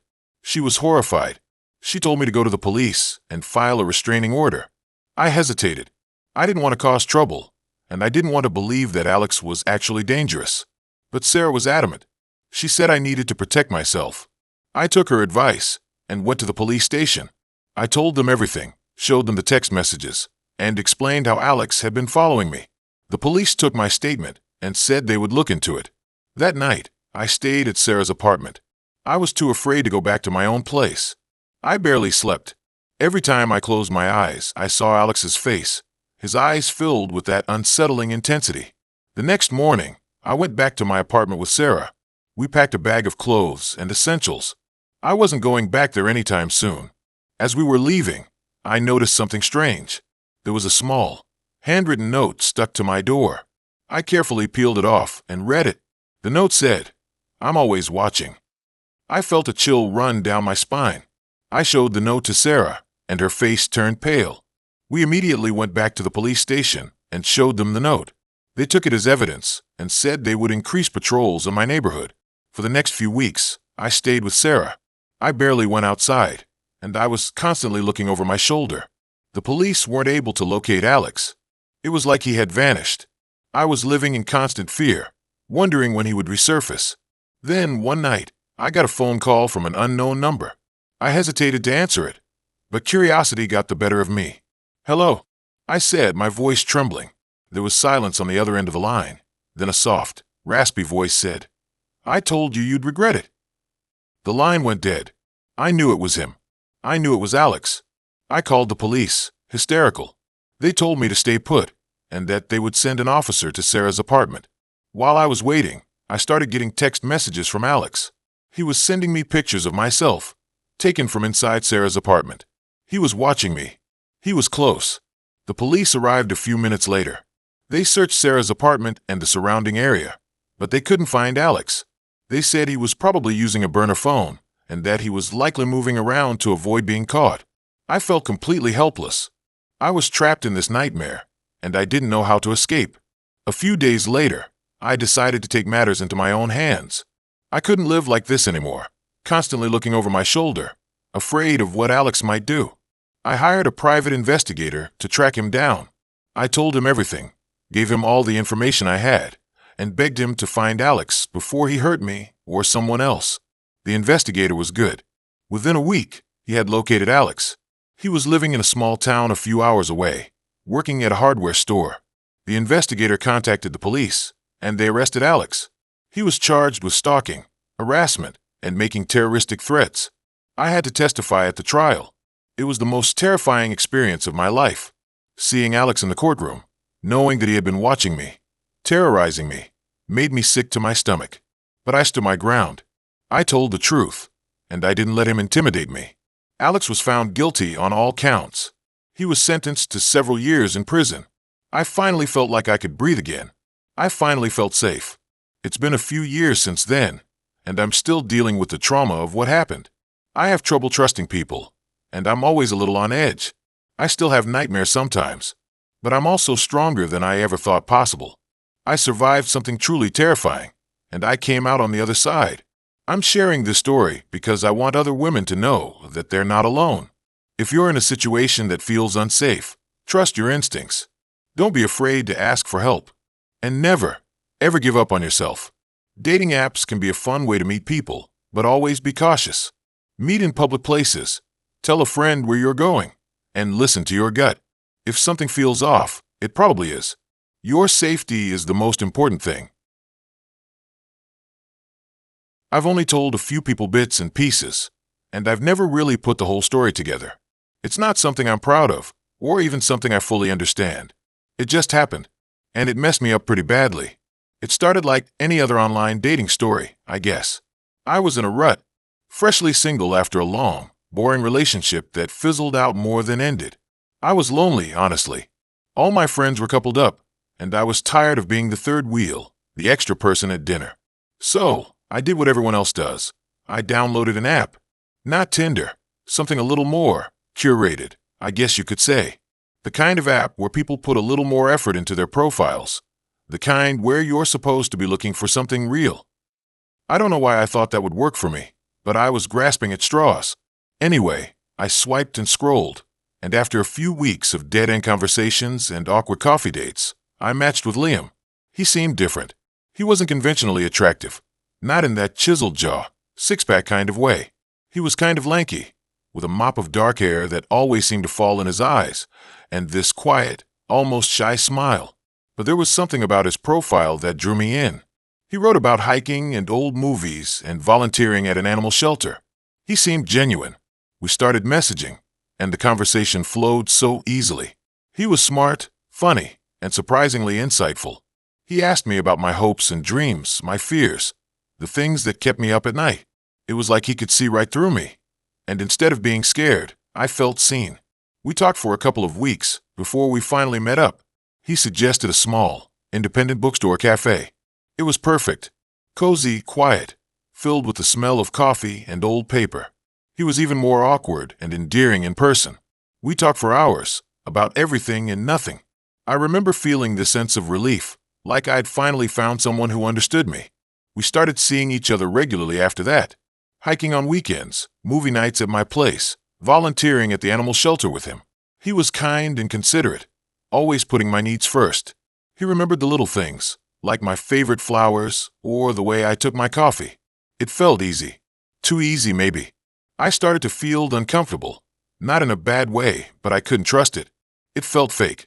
A few months in, things started to shift. Slowly, subtly, but definitely. It started with little things. He'd get possessive, asking who I was texting or where I was going when I went out with my friends. He'd call or text constantly when I wasn't with him, checking in, making sure I was okay. At first, I brushed it off as him being caring, but it started to feel suffocating. Then, the jealousy started. He'd get upset if I talked about other guys, even in passing. He'd make comments about my clothes, saying they were too revealing or that I was trying to attract attention. He didn't forbid me from doing anything outright, but he made it clear that he wasn't happy when I did things that didn't involve him. I started to pull away. I made excuses to avoid seeing him, telling him I was busy with work or had plans with friends. He didn't take it well. He'd get angry, accusing me of not caring about him, of leading him on. He'd guilt-trip me, saying he'd done so much for me and that I was throwing it all away. One night, after I told him I couldn't see him because I had a work event, he showed up at my apartment unannounced. He said he'd wanted to surprise me, but his eyes were bloodshot and he smelled like alcohol. He started yelling at me, accusing me of lying, of seeing someone else. I tried to calm him down, but he wouldn't listen. He grabbed my arm, his grip tightening until it hurt. I told him to let go, but he wouldn't. I started to panic. I managed to wrench my arm free and ran to the bathroom, locking the door behind me. He started banging on the door, screaming my name, telling me to open up. I called the police, my hands shaking so badly I could barely dial the number. He heard me on the phone and started kicking the door. I thought he was going to break it down, The police arrived a few minutes later and dragged him away. I pressed charges, and he got a restraining order. I thought that was the end of it. I was wrong. He started stalking me. He'd follow me to work, to the grocery store, to the gym. He'd park outside my apartment building, just watching. I'd see him everywhere, lurking in the shadows. I reported it to the police, but they said there wasn't much they could do unless he violated the restraining order. I was terrified. I changed my route to work, started taking self-defense classes, and installed security cameras in my apartment. I felt like I was living in a prison, constantly looking over my shoulder, afraid of what he might do. One night, I came home from work and found my apartment door unlocked. I froze, my heart pounding in my chest. I slowly pushed the door open and stepped inside. The apartment was dark and silent. I reached for the light switch, my hand trembling. As soon as the light flickered on, I saw him. He was sitting on my couch, waiting for me. He smiled a slow, unsettling smile. He stood up and walked towards me. I tried to run, but he grabbed me. I don't want to go into details. It was bad, really bad. I managed to fight him off eventually, screaming and kicking until he finally let go and ran out of the apartment. I called the police again, hysterical. This time, they took me seriously.